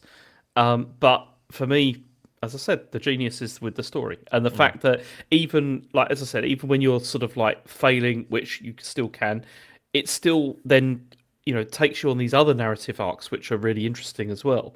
That's where the game works, like, for me anyway. But apparently this sort of change was made because of feedback that, like, apparently people criticized the first game for being just like a visual novel. No, that's all I want. That's all I fucking want. I don't know. Like, it sense clearly of, wasn't a visual novel either, because there was loads of mechanics in that game to try and. That's what I mean. So, although I like what they did with this game, I don't think that's feedback I would have recommended paying any attention to. Do you know what I mean? Like, I didn't hear anyone being like, "Oh, it's just visual novel. There's no mechanic." Like, no, like, everyone I know played it and was like, "Yeah, okay." We all sort of agreed that the second half of the game you kind of mastered it, and that's sort of tonally there was less felt peril for weird. sure. But for the first half, there's that initial struggle which is quite integral to it, and it is a struggle at times. So I don't know anyone who sort of waltzed through the entirety of the first game and just treated it like a visual novel. So I don't know where that feedback came from. But... There'll be people that did that. Come on, you know that. No, and Scientologists in the chat is saying it's a visual novel. And that's not an insult. No, we know. Like, we're fans of Phoenix Wright, and James loves love visual relentless novels. visual novels. So we're not against them at all. But I've seen it as more than that, I think. The first. It felt more up to me because I haven't played a game like this before. But maybe if you're more a favour of board games or this kind of game, it'd be different. But yeah, no, I like I say, I do think this game. I do think Citizen Sleeper 2 should probably have been more upfront about how fundamental the differences are and how much harder it is. Are you playing on the maximum difficulty, Sean, the middle one? No, the middle one. Okay, cool. So yeah, if I'd played on the maximum one, I would have had to restart. Yeah. That does indicate a problem, though, right? If you've had to restart the game a couple of times, that's not great, is it? I mean, part of that's on me, obviously, but I don't think I'm the only one to have said this. I mean, and like our Discord's been really helpful. I've been reading messages in Discord saying, "Oh, okay, that's how it works." And I've been watching. I don't think I've watched a video yet, but I'm watching like reading a guide of how the classes work. And also, I also changed class from extractor to what's the other one? Anyway, and I was going to say that I think that's another criticism that's valid. Is the extractor is just better. Like, I played as the operator, I think it is, and everyone's like, that pushability is just clearly worse than, or like it Oh gets no, well better I late changed from game, but- extractor to operator. Oh, did you? Yeah, and it made more sense to me. So maybe it's Okay. how we play. But because extractor, it's like you go in kind of all guns blazing kind of thing, or it's like hard and fast. But Is it yeah, the I extractor feel where like you sort of buff your crewmates' dice or something, or is that? yes, is that yeah. the- Well, no, you can re-roll, but then re-rolling Right. adds stress. But then Yeah. for the various abilities, you can add. It's like a minimum of a 1 you'll get. And Mhm. have you also on the push upgrades? Yeah. Have you upgraded everything, or you just upgraded your path? Like, do you also, if you have, By the do you find end- yourself switching a lot? By the end, I'd upgraded the whole lot, but I still had like a configuration I was happy with, and just sort of stuck with it. Okay, I just had because the I've just spare- there's like 3 levels each with 2 options, and you can only have 1 active each time. So I'm Yeah, like, yeah, yeah. one that one, that one, that one. But I Mhm. wasn't sure if it's a game where actually I should probably do all 6, and I'll flip depending on the scenario. You But can. But yeah, as I say, I was just. But like, do you oh, find well, that I've you got do points, that? might as well. No, I found like just a setup that I liked, and then just sort of stuck with it. Yeah, I've used pushability loads. If I've particularly on a contract, and if I've got some ones, I'm like, okay, I'll just re-roll. And then I think one of the bonuses I got now, one of the levels of the upgrade is you can re-roll. If you've got a couple of ones, I re-roll, and one of them changes. And if you re-roll a 6, you actually get like -2 stress, which is also great if you've accumulated stress. But one thing about the game, I mean, yeah, I feel like I'm still early. I mean, I think I've travelled to like. I think I've done like 4 contracts. I've been to like 3 or 4 stations, areas. But like the first game, you're on one station, and you really get to know the layout of that station. The station feels quite complex at the start. Obviously, by the end, you know exactly where you're going. But also, I feel like the relationships are really different because you see the same people a lot and speak to them a lot, and you know a lot of them people on that in the first game. Second one is you're going to loads of different places and meeting loads of different characters, and I haven't really found a story or character yet that I've fallen in love with in the way where I might have done with the first one, where like the babysitting storyline and like the stuff where you go to like where they were growing the mushrooms or whatever it was at the top of the station. And I wasn't. I mean, have you found that you've really fallen in love with the characters in the same way, Sean, or is it just an Some of actual? them, yes, because I like. There's no limit on how many people you can have in your crew, and so by the end I had the full lot basically, and there were some that I was just like, "Oh, you've been on my ship this whole time. Who are you?" I like I like Bliss. Yeah, is Bliss amazing. is good. Bliss is great. I mean, there's a couple I'm like, I don't want you because you're too much drama, and maybe it's because I've played the start of this game like 3 times now. But I'm like, one of the early guys was like, well, maybe it's just the way I played the first time, but it went like the mission went sour. I'm like, I don't want that in my life. So a couple of them like I haven't really progressed, but but I haven't said no. Like there's still like a side mission to do Yeah. There's a few that I just didn't or drive. I Sorry. don't know. There was a bit of a story in terms of getting them on the ship, but then it felt like it just sort of tailed off. Whereas there are some that you get them on the ship, and then they're like, "Right, here's what I fucking need from you," and it's big and it's going to be difficult, and you really feel like you're invested in the character because it's like they really need this, and this needs to go well for them. So yeah, there are some you really develop an attachment to, but yeah, as I say, there are others that I couldn't even remember. Like I forgot they were even on the ship by the end. Yeah. So I feel like I'm missing like the sense of community that I felt with the first game, where you knew the people. The people who had like the noodle bar, or whatever it was in the first one, and it just felt I like think that comes. I really think that comes because as you travel around around the belt and the different places, yes, you keep I've going enjoyed back doing to like different to areas and you meet people repeatedly and stuff. It does. I think that definitely comes. As And I the game think like goes. the friendship with Seraphin as well, the way that Yeah. develops, because as I say, so often towards the start, like you've lost your memory of him and your entire friendship with him, and he so often, well, certainly in my case, like just really often seemed really frustrated with my decisions. And I was just like, pretty sure this guy hates me. But then there are glimpses of like, no, you are best fucking mates. Yeah, he's quite And cold. I think for that but reason. that really sort of develops as the game goes on, and by the end, it's like, yeah, I'd probably fucking die for this guy. I think. The ending's incredible, by the way. It's obviously I'm not spoiling anything. It's structurally it's very different to the first game, and in a way that I think some people could justifiably not be as happy with. Okay, because again, the first one, it felt like the ending was loads of different story endings, Yeah, and it's and just I like love one big that. one. Yeah. Was Yeah, this more of a complete? This is the ending. yes. Okay. You get obviously there are choices within it, and there are. I think it played out a certain way for me because of decisions I'd made or contracts I'd done previously. And it was just so beautifully written. Like I was in tears, but at the end it was so good. Okay. Excellent. Um, I mean, not excellent. You're crying, but I love those kinds of stories, so that's good. yeah, really, really beautifully done. Obviously can't say much without No, spoiling it. but we do want to do a spoiler cast, don't we? Once we all Yeah, finished even it. if it's like it won't be like the Life is Strange ones. I think it'll just be like let's just have an hour where we can just freely talk about certain events and how they played out and stuff. Yeah. Also, we'll be talking about a good game as well. So, yeah. bonus. So yeah, no, Alright. yeah, like as I say, I do think it should have, like, I think it should be more sort of open about how different this is compared to the first game, and yeah, like certainly you're not the only person who's had issues with like not fully understanding stuff that's going on because it is a lot. And I think you can A lot of thickos out there, aren't there, Sean? There's a lot of them. Your words, mate. Your words. Neil Harris's words. But yeah, no, I'm glad you're enjoying it now. Anyway, at least. Yeah, Looking I'm forward to- relieved. And yeah, like the music, the writing, it's all so good, and some the themes it's bringing up are fascinating as well. Like just separate from the stories themselves. There's loads of things you can read into the overall story arc and narrative so far. But yeah, I'm so relieved that I've managed to bring it back after a second restart. Yeah. Cool. All right. I'm sure we'll get your final thoughts on that next week. There's one more game on the list. Hello. Keep driving. Driving. Yeah. So this came out this week. I know I played the demo a few months back and talked about it.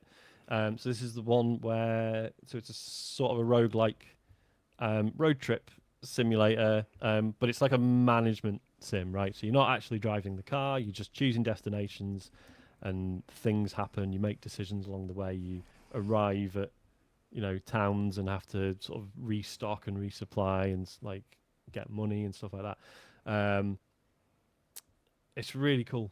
I really, really like it. I've been playing it quite obsessively. Last couple of days. What are you playing it on? The PC? So glad you asked me that because I'm playing it on PC. I bought it thinking, yes, mate, Steam Deck on the telly. Can't wait. This is going to It be looks fantastic. perfect for Steam Deck. It does, or it would Decent be. for deck. Yeah, if it had controller support, which Loving it does the not deck. in any sense. So, I mean, if you were playing it like just on the Steam Deck, like handheld, you could use the trackpads if you want to. I think it's probably still be quite fiddly. I never really use those trackpads. I don't know if other people do, but but certainly like wanting to play it on the telly is completely out the window because I want to use a controller, right? And that's not a thing. Like mouse and keyboard only so far. It does say when you go into the options, it's like controller support coming soon. So good. Just feels a bit strange to launch without it, but whatever. It's just like, it's weird. Obviously, we're all now of an age where it's like, oh, nostalgia is really coming for us now. Like it's like this is a game about being in your early 20s, in sort of around the sort of 2000s, and like say you've just graduated from university or whatever. You've got a car. It's summer. You've basically got 3 months where it does not matter where you are or what you do. Right? Yeah. Which was never my life. I didn't learn to drive till I was about 27. But it's that sense of freedom and not constantly having to, like, no one's expecting you to be anywhere day to day, right? And the setup is, like, it starts out, it's like, right, there's a music festival in, like, 2 months, and you've got to drive all the way across the country to get to it. You need to pick up your ticket from, like, this one town. Ideally, you need a sleeping bag and a tent. And that's how it starts. But then once you set off, other stuff comes up, right? And it's entirely up to you. Like, so the festival is one ending that you can choose, and then there are others that appear as like organically as you're driving around. And you can bin off the festival if you want, 0 penalty for doing that. But obviously the idea is you want to collect all of them, right? You once you've done one of them, the title screen changes to like this, like basically a little photo album, and it's like, right, there's the festival. It's like, this is the year I went to the festival, and so That's nice. That's such a small touch, but I do love it when games update their kind of like title screen, maybe after you finish the game or after you've done a certain thing, and that's always a nice touch. Yeah, totally. And yeah, it's just really compelling. The management systems are like, you've got to be careful. Like, you can break down, you can run out of gas, or petrol for our UK listeners, and like various other things can go wrong. You pick up hitchhikers. Some of them are really cool. Some of them are twats, which I'm guessing is probably more or less what actual hitchhikers are like. You roll the dice. It's like, because what's interesting is, like, obviously anyone who's driven long distance is that, like, 95% of the time you're not doing anything, right? You're just sitting there, and you're not even really aware of driving the car, really. But then something will happen. Someone will cut you up, or there'll be a fucking like bird on the road or whatever, and then suddenly it's like, oh fucking hell, what's going on? So that's what the game is sort of based around, is you're doing these long journeys, but then there'll be these little events, and then it sort of goes into this very strange, like, I want to say turn-based. It's like turn-based sort of puzzle / combat thing, where these little lights appear on your dashboard and they represent the threat. So say it's like there's a load of birds in the road, right? Like, literally comes up like birds in the road that won't move. That's outdated language. Right? I wouldn't. Sorry? That's outdated language. Oh, sorry. Yeah, I do apologise. Written statement next week. And yeah, you're right to facepalm, James. No, he's tired, mate. He's tired. No, he's not. He's ashamed. Tired of my gags. So there'll be a series of these different coloured icons, right? And some of them are like, basically like, some represent like damage to your vehicle, some drain your fuel, some drain like your driver's like energy or whatever, or your money. And so all these different coloured icons arrayed in like a line, and then you have abilities that might be like 2 money icons and then an energy one, or 2 vehicle icons, or 2 petrol ones, and you've got to drag those onto this line and sort of like cancel out these threats, basically. So it's just this little sort of colour matching puzzle thing, which doesn't really like, it's like, oh yeah, that sounds loads like driving, yeah, brilliant, well done, but it is just quite like, it's enough of a sort of distraction, sort of mid-journey, and it's quite fun. You pick up new abilities as you go, depending on like skills you developed and stuff, people you've met, stuff you've done, and then you have this sort of 5 abilities across the top of the screen. So you're constantly working on that. It's not unlike a roguelike, sort of deck builder, where you're trying to make sure you've got a decent range of skills that kind of cover different situations. But then also that can play into the ways you've modified your vehicle, right? You get different kit for your vehicle. So you might have a vehicle that's like got like really high durability. So it's like, right, well, I want shitloads of abilities that cost me durability to use, which would normally be a bad thing, but I can take it, right? My car can take it, so that's fine. You can also do cosmetic mods to your car. Today I was driving around in a truck that says this machine kills fascists on the side. The other day, cool. I had some spray paint on it that just... Who's editing this week? Is it me? I'm not. Okay. I can't. So for one playthrough, my car just said "cunt car" on the side of it. Accurate. Yeah. One thing that's strange about it is that, like, so as I say, these other sort of objectives appear organically as driving around, and some of them are light-hearted. Some are like, oh, there's a race. There's a big car race. It's like, you got to go roll cage. You got to get to this location on this date, and you can take part in this race that's happening. It's like, okay, cool. But then one's like, oh yeah, it's a letter from the hospital. Your nan's dying. You need to go see your nan. And it's like, considering the rest of the game is about freedom, right? And it's like, oh, it's all opportunities. You can take or ignore them as you want. And it's like, right, so eventually there's going to be a playthrough. So I've done the nan one. And eventually there's going to be a playthrough where I'm going to, oh, the nan one's come up again. Ignore. Yeah. Like they should have really avoided putting anything remotely serious in it. There's like, so the hitchhikers as well, right? They all have little objectives. There's like, my first run through, I picked up a runaway bride, which was really cool. Like, you pick her up and she's like in the wedding dress, and then the first town you stop at, you see her and she's just stood next to a bin in like a shorts and a vest, and she's very clearly just dumped the wedding dress in this bin. It's like, oh, that was a nice touch. And like that's just quite a cool, like obviously not fun for her if she's had to run away from her wedding, but it's just like it's quite lighthearted. She's having a really good time. She's like, man, this is the best decision I've ever made. This is fucking brilliant. But sometimes, my second run, I found a 6-year-old who's like, yeah, I took the bus to my dad's and I think I've got on the wrong one and I don't know where I am or I can't call them. I'm not really sure where they live. Oh, And you're trying to fight. You're trying to help this girl get home to her parents, right? And it's like, that's not fun, though. That's really horrible. I don't Yeah, it's even know dealing if I with should. some quite be, serious like, subjects as well, isn't yeah, it? it's like, should I be dropping her back with her parents or taking her straight to social services? What the fuck?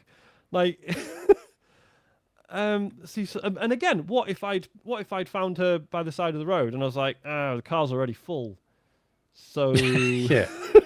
New room at the drive inn. on, baby. Like, I'm not going to do that.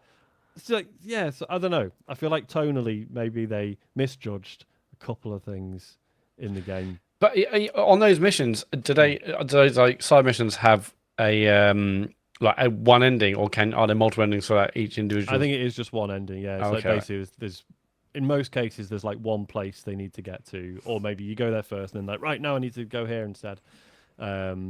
And like the one with the runaway bride is basically she just travels with you for a bit and then eventually she's like, yeah, I probably should go home now. It's been like a week. I've had my fun. It's time to actually face the consequences. Yeah. So yeah, it's just odd for something that's so light-hearted and sort of it's clearly so keen on the freedom of choice and not being tied down. It's like, oh, here's something that would be clearly really upsetting if you were to ignore it. But so they're adding controller support to this, right? yes. So I'm really hoping this is going to get like a console release as well. Yeah, I hopefully. really hope it does because it is great. Like that complaint aside, like it's fucking brilliant. It's just so compelling. The only other issue I've had with it, and this isn't really the game's fault, is when I played the demo, I talked about the fact that the soundtrack is just loads of like indie bands that the devs like, and they managed to license some of the tracks, which is really cool. The demo had basically 5 tracks from this one band called, I don't know if it's West Coast or Vest Coast. But I was like, this is fucking brilliant. So I've been listening to that album loads in the months between the demo and now. And guess what tracks you start with in the full game? The album that I've been listening to death for the last few months. Just like, yeah, I could do with some more songs, to be honest, guys. And you do, as you go through shops and stuff, you buy CDs and then it adds, you can add them to your playlist and stuff, which is cool. But just for a bit, I was like, yeah, I don't know, it's a good album, but I've listened to it a lot already. I don't really want it. So I was like, I'll put the podcast on while Yeah, it says here on the Steam page, collect songs and listen We to are a gonna mix, have to a stop mix for a CD sec. of local Swedish I indie am- bands. There must be it's more really than weird. the one, I've right? got- Sorry, just- hang on. Can you hear Dave, Matt? No, so No. I can't hear Matt and James. Right, He Dave's came and here. went a few times, but I thought we'd just... it's Is he back now for you? See, I It can't keeps- see him. Yeah, Well, it keeps coming up on the bottom right hand screen. Okay, I'll refresh then, I guess. Unknown yeah, I'll have to do the thing, same. and it won't Okay. let us connect. So I've tried closing the browser. I've tried resetting. I don't know what's So going James on. and Matt have just left. Dave left. Yeah. And now coming back. Let me know when they're back. Yeah, I get not visible unknown user. So Dave came and went 2 or 3 times. Strange. all I- Sometimes. So All I Matt, can who have you see- got? It's me and I James. got James and you. Okay. And I've only got Sean and Right, Matt. I'll try and not re- visible. redoing it again? Unknown Yeah, that's what I user. get for Dave as well, yeah. Okay, bear with me. Right, Dave's left again. Yeah, he did come back for a bit. Yeah, and then disappeared.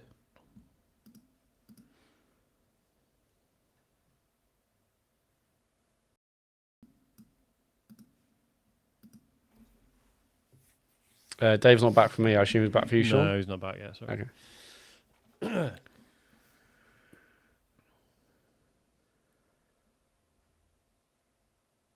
It's one of those, isn't it? When we have a break. Oh, can you see Dave now? No. It says not visible. Before it's had unknown user. Unknown user. Damn. I'll refresh one more. If It's it's not like anything completely changed. peer-to-peer, right? If I refresh as well, Yeah. see if that does anything. Okay, I'll refresh one up. Yeah, I'll do the same. I don't know what's going to happen to the stream. Strap in.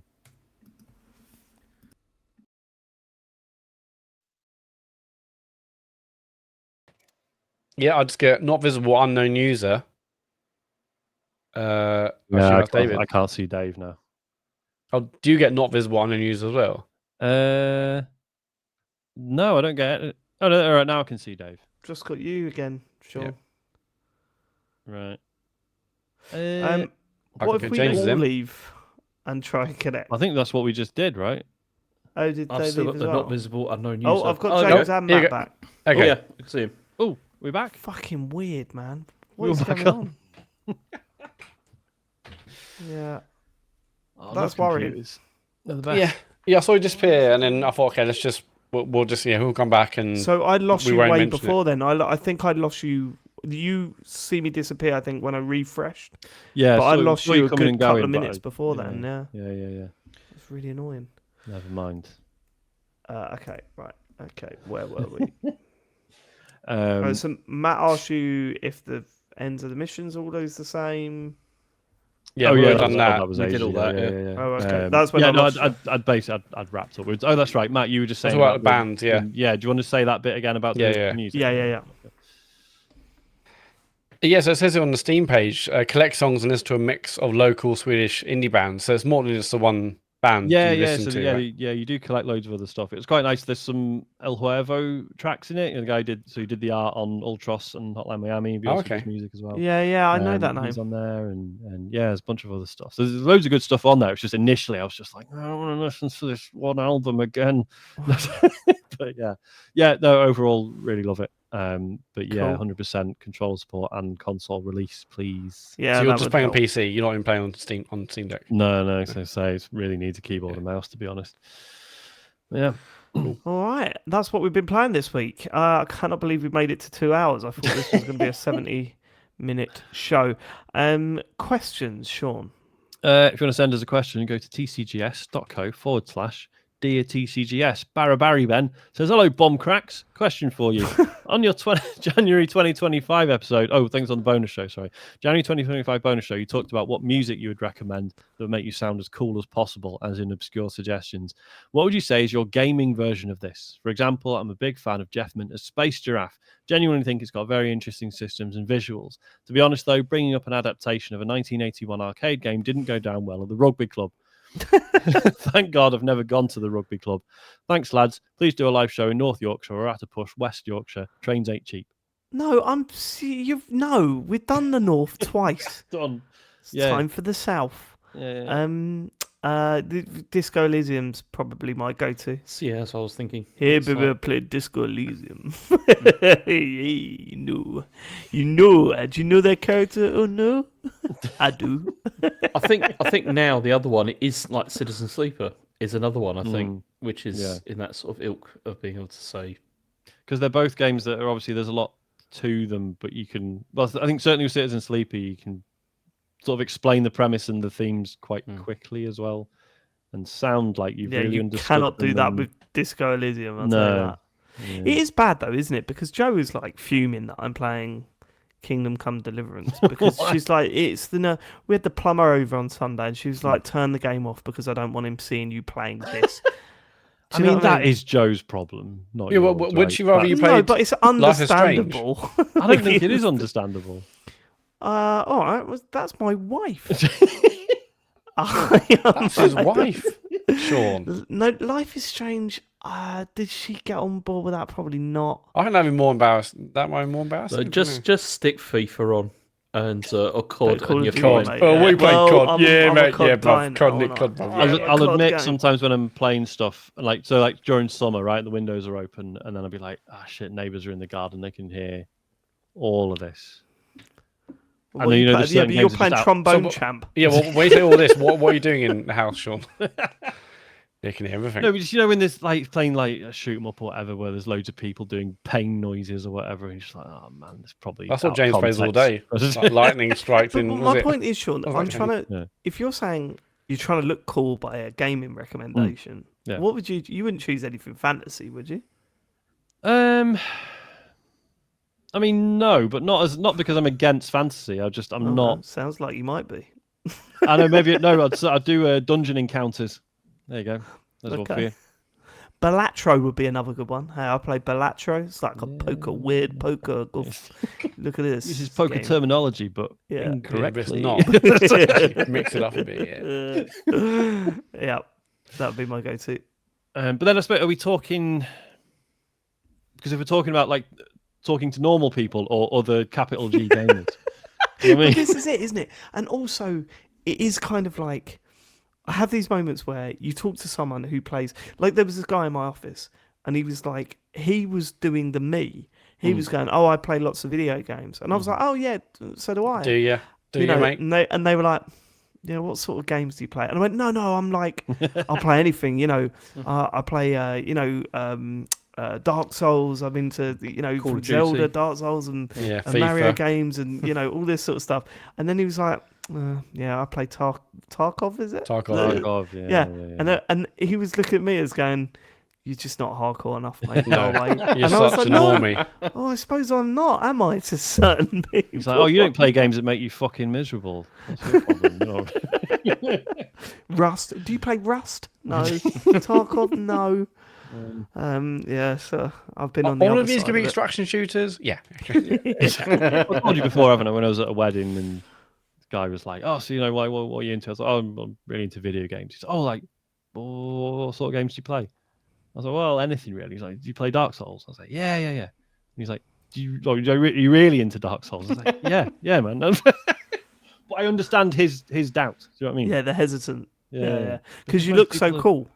And you just think, you don't think guys like you would play Dark No, Souls. it's do you? like what? Like, hang on, a jock plays Dark Souls. It's just you seem so handsome and confident. The Prom King basically plays Dark AC Souls. I can't Slater. believe this. It's like the opposite when I meet nerds that turn out to be into football. I'm like, what? Wait, don't have a go at me. Yeah. Thank you. It's like, Yeah, how we're does both- that work? It's just... Pick one at birth. Nah, pick them all, baby. I'll never forget the geekiest thing you do, like, and people that are into football and video games at the same time will all relate to this. Getting knocked out of the World Cup or something, and then just playing that game in the evening. Just right, okay, England get knocked out by Portugal, so I'm going to shut the door and hammer Portugal 14-0 on FIFA. And that's the real quiz. Then that's no, we actually won actually. Yeah, in a way. Did I tell you about a mate of mine who was playing FIFA in front of his granddad? And I forget which teams were involved, but basically, friend was playing as their family team, and he was playing really badly. And it was like his granddad couldn't comprehend what level of reality he was looking at. It was like whenever my mate fucked up, he was going like, "No!" and kind of looking at the telly, but also my mate, as if he couldn't understand who was actually responsible for what he was seeing. Is this match of the day? My granddad used to watch us play football games in the front room, and he used to sit there quietly in the corner. And every time you walked across the halfway line with the ball, he would go, "Hit it!" at the top of his voice. He used to really like, "Granddad, I've just got into their half. Yeah, hit it!"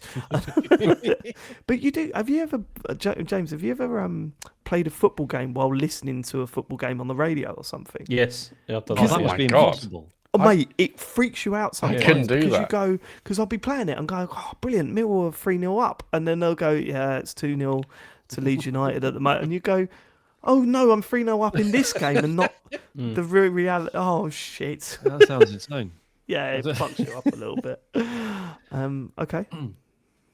Eskil Wendell says, "Evening, lads. I have a question for you. I was playing the recent Star Wars game. What is it with that Cal Kestis? It made me remember Star Wars Force Unleashed. I only played the PS2 version and I was a bit disappointed to discover the advertised flexible force powers were next-gen exclusive, but it was still a great experience and something new. I also remember the Xbox Obi-Wan game where you swing the lightsaber with the right stick fondly. What is everyone's favourite and least favourite Star Wars game? Mine was Battlefront 2 on the PS2. Good night, sleep tight." James will have some really good ones for this, won't you? Yeah, I mean, I bet there's been some dreadful ones. there's been some terrible. The thing is, if I have to, okay, obviously straight up favourite, probably TIE Fighter. I think it's probably that. X-Men versus TIE Fighter? No, TIE Fighter. definitely TIE Fighter. But then I in love the terms, fact that you brush Matt aside with that stuff. I like that. X vs. No, TIE no, we don't Fighter. play I that. like X that. versus TIE Fighter No. did not have any like deep story or anything like that. It was a No, that's multiplayer right. version of Yeah, the thing. yeah. It wasn't James very good. Farley is Big Darth book. Vader walking down the corridor. People come in with opinions about Star Wars games. He's just lifting them up and throwing them against walls and shit, effortless. Well, because no. TIE Fighter was like the first, like, no, you are working for the baddies. And Yeah, finding you're out what working it's for like. the Empire. Yeah, Yeah, and it's like you are the Emperor's hand and all that. It was so good. It was so good, that game. It was, but also, I mean, it built off X-wing, like the original X-wing, which was also excellent. But yeah, took it further. But in terms of really bad ones, there's been tons. I mean, I've got a personal one that I really. Do you remember Rebel Assault? Which was the it was the CD. It was like FMV kind of sort of like Star Wars game. It was really. I mean, the thing is, people are probably going to write in and say, like, "Oh no, it was really good." It wasn't. It was a terrible game. It was like borderline uncontrollable, terrible. But there was also, I mean, yeah, there's been tons of really, really terrible Star Wars games. I remember another one. I remember was the Yoda's Desktop Adventures. I mean, Is that where? So is that like Yoda to walk along your on a taskbar? No, but that was the thing. You didn't even control Yoda. You controlled Luke Skywalker, and then you just had to like do these stupid quests. And it was like a top-down, like sort of. It looked like a Zelda game, but it was not at all like a Zelda game. Yeah, I remember, like, the combat was just awful. It's like, it's like a one frame. It was one frame, and it was the movement was one frame as well. It was absolutely terrible. That was really bad. And it's so strange because obviously there's part of you thinks like someone could take another run at that now, and that mod would actually be like a fucking Zelda game, but it's Star Wars. Yeah, get in. Like, why has no one done that? Because it could be great. Because Probably that's like that. saying it. That's like saying you can't just say that. Though. It's like saying one of the best games. It's a Zelda game, but it's it's Star Wars. It's Beast I'm games. just saying there's an alternate universe where we got like a Zelda style Star Wars game, and actually, you Luke Skywalker run around with a lightsaber, and it's, do you know what I mean? It's the same format, but he's on some fucking planet. And I'll tell you what though, one of the ones I always did want to play but never did was that Connect Star Wars. I'm looking at it now because I was going to ask you if you Star Wars played Adventures. Is that it looks amazing. Solo. No, it's called Star Wars Connect. And it was really bad from what I've heard. I'm just skimming through some gameplay, and there's Han Solo dancing. Yeah. Mate, have you not heard it? I'm Han Solo. No, should I press play? Is it bad? Absolutely excruciating. Okay, yeah, no, that's bad. Yeah, I mean, in a good way. Let's get it on. I'm trying to think. I mean, because like I always had a real soft spot for the Jedi Knight series. Yeah, especially I mean, Dark Forces, the first one as well of those was good. That was there was a remake of that recently. Yes. Which was pretty good. But yeah, also like Jedi Knight and that they were very good games. You see, that's the thing. Like the late '90s, early 2000s was a really good era for like PC Star Wars games. There was a lot of really good stuff that came out, and because also at the same time, like there was a lot of stuff that came out on PlayStation and stuff like that was mostly rubbish. Like from what I remember, and it was a good time to be playing PC games if you like Star Wars. David's gone on mine. Yeah, I've lost him again. Has Dave gone again? Yeah. Shit. Yeah, I've just lost those two again. I did wonder because earlier on, before we started recording, he was also dropping a lot of frames as well. James is back. Yeah, Matt's James is back. Yep. I mean, you're you're all back back on mine. yeah, everyone's here. I might. I don't know if it'll make any difference. Can I drop the? The thing is, if it was rate? the internet, I'd lose Sean as well. Yeah, that's true. Yeah. I think it's just Vid Ninja being shit. Yeah. Which you can't complain about because it's free and has served us very, very well for a long time. Yeah. Oh, he's gone again. Right, hang on. He's Why still- is You're still still mine. here for me now. No, James. he's frozen on mine. Yeah. Oh, Oh, this no, is mad. James Yeah, is he's gone for me. He's actually still No, he's here. gone. Yeah, so I'm with you. I've got you, Matt. I haven't Yeah, I've got got you. James. I've got Sean and Matt. This is mad. I've got everyone. And I think the listeners at home have, but it's like, I don't tell a lie. No, I haven't. Sorry, it's because I'm looking. Sorry, I don't know who can hear me right now. I can. Yeah, I can. I can, yeah. Oh, right, you can all hear me. Okay. Oh, Yeah. we all can. So I can see. Yeah, no, sorry, no, I have got everyone. Yeah, and everyone's I in haven't got James. and everyone's in OBS as well. Have you got James, Matt? Yeah. So why have I got you and Sean now, but not James? Okay, there's a button here that says trigger an ice restart, which it says may or may not help with some connection issues. Yeah, I'm going to let's try press that and see what Trigger happens. the ice let's see what restart. happens. Let's do it. I did it. Oh, God. I mean, Doesn't everyone's do still here for me. Happened. Doesn't do shit, did it? Doesn't do anything. It doesn't Let's do all anything. refresh. No, for the best. Yeah. Okay. Refresh. Refresh.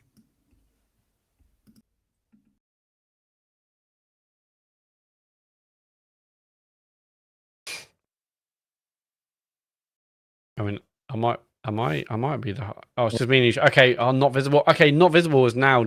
Okay, everyone's here for me. No, Yeah. James I can't isn't see here for David. me. I've got not visible. And it says unknown not visible, user. unknown user. Yeah, I had that, and then after a second or two, So give it a minute. you come I back. wonder if there's a browser clash issue Weirdness. here. Just think how funny it would be to just like finish that question and then just bang outro music. Yeah. I mean, it's nearly half past But 12, so also please, do it yes. just after James said, no, that one's shit. Bang. 2 minutes. 2 minutes. How do you do? How do you do? So can do you you can check you for see David? updates? I can see all of you. Can you hear him? I can see everyone. Yeah. You can see and hear Yeah, everyone. I wonder if Yeah, I I move can't- over to. I- Wait, let me- ask So him- now the connection issue is James and David, right? Because me and Sean Yeah, can yeah. hear and see everyone. James, what? James, I'll ask James what reload it browser he's using. again. James, what browser are you using? David says. Edge, Edge. He's Which using I- Microsoft Edge. Edge. which I always use. Yeah, Edge? I always use it because I found Chrome was Let's try this. really unstable for me. It's just a shame, isn't it, when you find out someone's a pervert? I mean, I was an Edge? Edge. Oh, yeah, I was an Edge user for a bit for Microsoft Awards, and Oh, that's true. Yeah. like, I had to quit. No, it's I'd because there's a load of tools that are used for my job that are connected with it. So. Yeah, we have to use Edge at work. Oh, do you? That Yeah. sucks. Okay, I'm I'm gonna. search for something like I'll just type it in and press enter. I'm like, sorry, google.com, and then I mean, Well, you know, on Edge you can't set the kind of the URL window to go to a browser. not at our workplace. That's No, we bizarre. can't change any browser settings. That Okay, I is can see all of bizarre. you again. I'm So gonna I've- reset it I've because switched I'm gonna close it and then to open it again because I Safari. can't see David. Mhm. So And it's exactly the same issue. So it is a server thing then, presumably. Yeah. But I can never remember how video works. Is it totally peer to peer, Matt, or is it? I don't know. Is this my 'Cause- fault? Is what I'm getting. Also, earlier I could see a 5 up to the top. I could see 5. Maybe was that because you're actually in the mainstream as well as the director view? Sure. Maybe. Because now I've it's back got to I'm going to think drop the 5. room quality as well. See if that no, I've still got affects anything. Oh, this is so I've annoying, still got isn't not it? visible unknown user. So I'm weird. tempted to restart, but if I restart, then we're gonna have to fucking stop. The yeah, recording. yeah. recording. Let's not do that. Right, I'll go back to Chrome.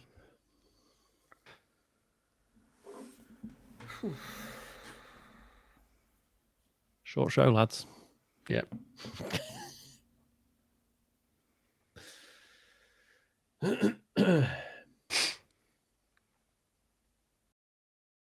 It's annoying because it's not like a normal break where it's like, oh well, we'll just chat for a bit, because it's like we're all trying to figure out what the fuck is Yeah. going on. So it's just like, I can see Dave. Can everyone else? Yep, I can see Dave. Yeah, I can see Matt. can't see and... him. Now James is Okay, so us three can see all 4 of us, but James can't. Yeah. Yeah. So James can't see what? No, I can't see. I can't see James. James and Oh, Dave okay. can't see each other, right? That's Yeah. yeah. That's so weird. What does that mean? Like the fact that the moment I was gone, he was like, "It's David's internet." So David can't see me either then. No. I can't. Yeah, you but- two are the two that can't see each other. I'm going to close the vertical layout as well. See if that, just in case it is a bandwidth thing.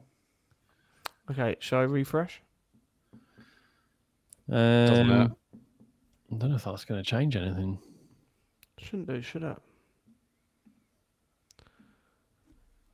Not visible. Unknown user. Yeah, that's so. Is it a cache thing? I mean, probably not, but Maybe.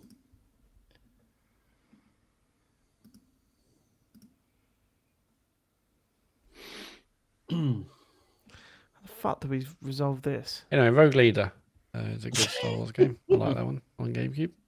I'm gonna refresh again. All right.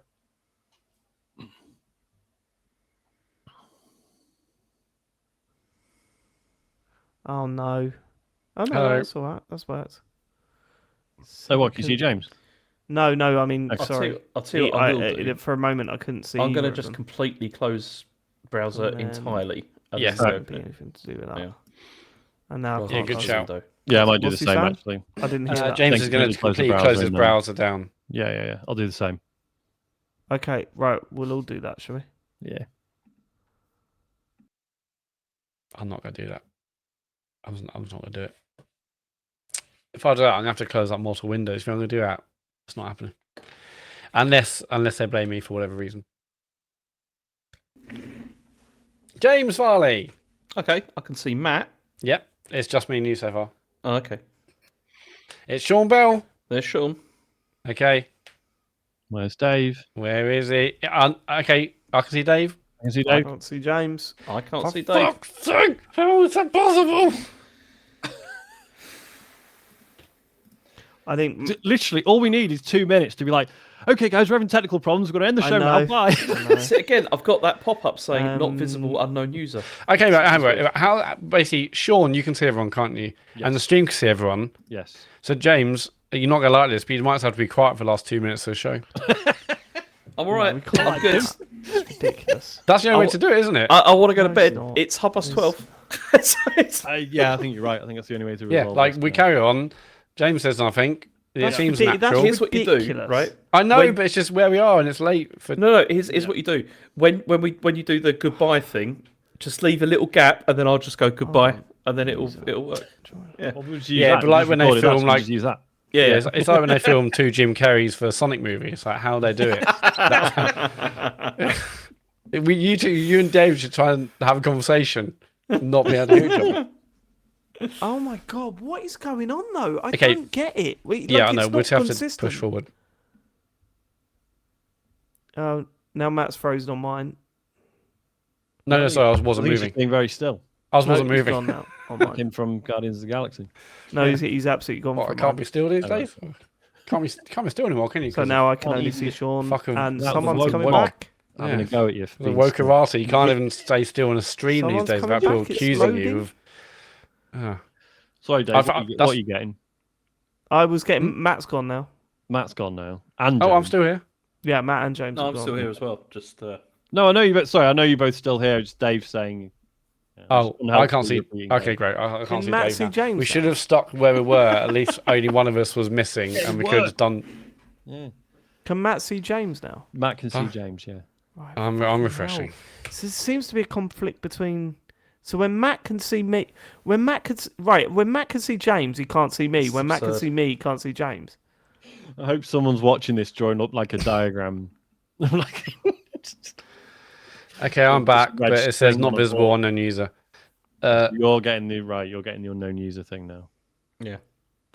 It must be a Video Ninja problem. Yes, Yeah, yeah, so yeah. I've got We two should have stuck. unknown We should have users. stuck when we were ahead.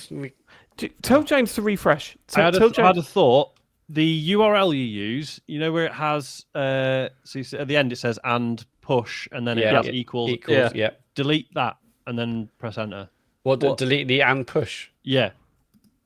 Because that's So it your ends- user ID. Okay, so it'll end in just S here. Yeah. Okay. So it might give you a new ID. Hello, I'm back. I can see Matt's David back. now. Can Matt and Dave see each other? No. Yeah. I Yes. can see David. Oh, you can see Dave. Yeah, and I can see James. I can see David. Yeah. Right, quick, let's go. What a I mean- stupid oh, David's bullshit gone. Solution. Oh, Dave's What gone. the f- Dave's gone No, for me I'm now. still here. I can Oh no, still see Matt's him. gone now. Matt's gone for me now. I Yeah, can still- this is. This But is hold on, wild. it's just added. No, it's just added. Okay, and David's. push Hang on, mine. David's loading. So But if I can see all of you. David, he came and went So in a if I second. hold on. If I delete. Right, this is right. As soon as we everything- I'm all, just going to do the same thing I told you guys to do, just in case Yeah, it makes a I'm difference. going to do that as well. I can see all of you. Now okay, I it's can't. just No, it's just me and Sean. Me and you, Just me and James. Okay, interface. Let's just do it now, James. Let's do the reunion. David's here. I can see David. Yeah. Okay, I can see all Sean. four of you now. Let's go quick. Okay, But the thing is, it's still added and push equals. Yeah. it doesn't yeah. matter. Can we all see each other? Yes or no? Yes. Yes, I Let's can see go. them now. Yeah. Okay, man, I like it's so Rogue shit Squadron. because this service has been fucking amazing. Absolutely solid, hasn't it? It's Yeah, probably yeah, just it's probably a dodgy note. I like Rogue Leader on GameCube. Next. Right, mate, don't. Let's, right, We okay, need to where just were we? explain for the listeners, the actual podcast listeners. We've just had an absolute nightmare tech-wise. We don't so need we're to explain that, do we? we're We just could going to have to end the show, are we? Or are we going to crack on? No, let's finish up. Yeah, we'll crack We've got on. to There'll be an finish up edit. at You won't, least. the Yeah, the I podcast mean, we listeners won't won't give even many know. more questions, but Well, You it's see- going to be a really you're- weird segue. The whole Star Wars thing is just going to end. Like, I can't, I don't No, know. no, no. I think we can crack on, can't Yeah, we? we can crack on. Yeah. Yeah. See, I'm right. Okay, ready? Yep. Yeah, I mean, I haven't played enough Star Wars games. I like the Battlefront games, even though they're not really. Do you remember Battlefront 2? Completely, absolutely, like it was sort of like a watershed moment With for the loot microtransactions. boxes. Yeah. yeah, Oh, microtransactions yeah, and yeah. stuff. Yeah, But that it was so weird. annoying because it was so good looking, Mm. and when you played like the Battle of Hoth in that, it was like holy shit, I'm in it. Like the sounds Yeah. were perfect, and it looked incredible. The only bad thing was when you like spawned as one of the heroes, and it was like it just didn't work with the rest of the game. Yeah, I remember seeing like a bunch of Luke Skywalkers and Darth Vaders on the same battlefield. Or something. I remember people just shouting, I'm Palp," and he's just Yeah. like you just see him floating Yeah. around with like lightning all around him and stuff like that. But Like, yeah, I always don't have know. fond memories of Rogue Squadron on GameCube. I remember at the time it felt like it looked absolutely stunning. Like this is like realistic. It feels like you're watching a movie or playing a movie, like graphics wise. I remember seeing it on like N64 magazine or official Nintendo magazine first. Like this looks unbelievable. And the one that came out on GameCube was visually, like at the time, like Yeah. so impressive. Stunning. And Yeah. it was, yeah. Those Oh, Black right. Battlefront ones, the only thing I'll never forgive them for is the fact that to get a vehicle, you just like picked up a power up and then used it. It's like, no, I want it to be like Battlefield, where it's like, Yeah, here's yeah. the You yard get where him, all the yeah. snow speeders are. Let's all fucking run and get him on a, yeah, whatever. Weird. All right. Code Any more? name Tommaso Gardino says, how do you do, lads? I quite enjoyed the discussion on things you wish someone had told you about fatherhood. Here's a question. What do you cook when you only have 30 minutes to cook dinner for, say, yourself and a friend? And what do you do when you really want to impress? I make spaghetti aglio e olio when I'm short on time. When I have I had to check, it sounded a bit made up, but it is real. When I have lots of time, I usually make Persian lamb roast. It takes a long time and costs a week's food money, so it's a rare treat for a single man. That does sound nice. When I want to I do a nice Thai green noodle curry. I'm happy with that. Funnily enough, that's one of my go-tos as well. It's just such a fun one because it's like, well, here's the list of things you throw in. The quantities doesn't really matter. Yeah, it's Just the worst thing is when you put too much coconut milk in, and Yes. it is like, oh no, this is just sloppy piss now. yeah. It's a shame. I barely put any in now because I'm Yeah. not a big fan of coconut anyway. But you also, not? it's so fucking watery that it completely destroys it if you fuck it up. Mm. But yeah, that's my speciality. I think. I like to do like a chicken chow mein. That's quite nice. Mhm. Yeah. I mean, okay. What? No, No. it's that's how you're supposed to pronounce I it. know. It's not. Can It's you say it not once chow. more? Can you say it once more? It's chow mein, even though it's not chow mein. It's like chow mein. What? Yeah. It's, No, can you say the full word though? Yum, yum. yeah. No, that it's chow mein? different. I'm not getting into this. Are you Oh, saying fuck the full- you. Look, No, we know. no one's saying you're wrong. No one's saying you're wrong, James. But when you've heard it as chow mein your whole life, I know. It's weird. I one of your know. best friends goes, "I do a Yeah. lovely chow mein." I'm Made me laugh. Oh, I just fucking love a chow mein pot noodle. It's chow mein. I don't know if I can say this. So yeah, I'll probably say this. One of the local Chinese takeaways around here is called Full Wing, and I love it because I keep going to Joe. Do you want to go full wing tonight? Should we go full Yeah. wing? Full fucking wing. Okay. Yeah, if it's a quick thing, risotto, chicken and asparagus risotto is just fucking nice. And I was also, the gonna good thing about beans on risotto is, toast. well, no, the good thing is like risotto's taste nice, and also crucially, you can wash up as you go along. It's like that's what's so good about it. Yeah. If I'm going to impress, it'll be like a lemon oregano crusted pork like chops, because they just taste fucking amazing, you know. And If we, another question mentioned or specified dinner, if we can include breakfast in this briefly, cinnamon French toast, it's fucking so good. And it's like, I so thought you got cinnamon toast crunch with cereal. Just all of that. bowl, bowl of and touristy milk. cinnamon, baby. Special K. Yeah. Nah, boring. No sugar in it. What's the point? I bet you're a fan of Crave, ain't you, Lid? Oh god, yeah. Crunching it all the way. No, I'm trying to. This is a problem. One of the problems with having kids is I'd mostly trained I'd weaned myself off basically children's cereal, and then it's well, it's just in the house now, isn't it?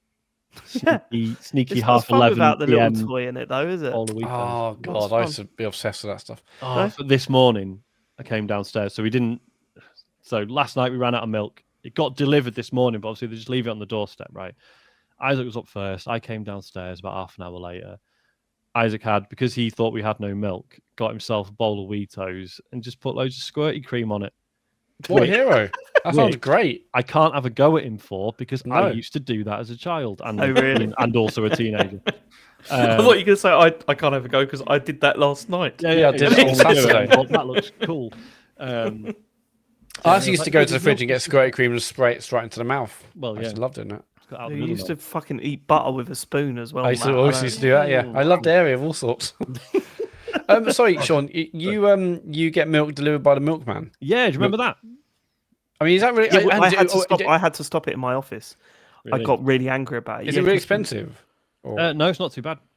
And obviously, why'd you stop it, David? Because you hate local. It was the glass bottles, and it would say it had 3 days on it, and they went off 2 days before the date. Yeah, it was rank. Wow. So I was I've had enough. Get the plastic ones. Fuck the planet. Yeah, long life milk. It's decent. It's fine. I mean, it's probably not as good as milkman milk, sure, but or milk person. For questions this week? Hang on, wait a minute. Sounds like there's a happy medium. There's a happy medium between carton milk and long life.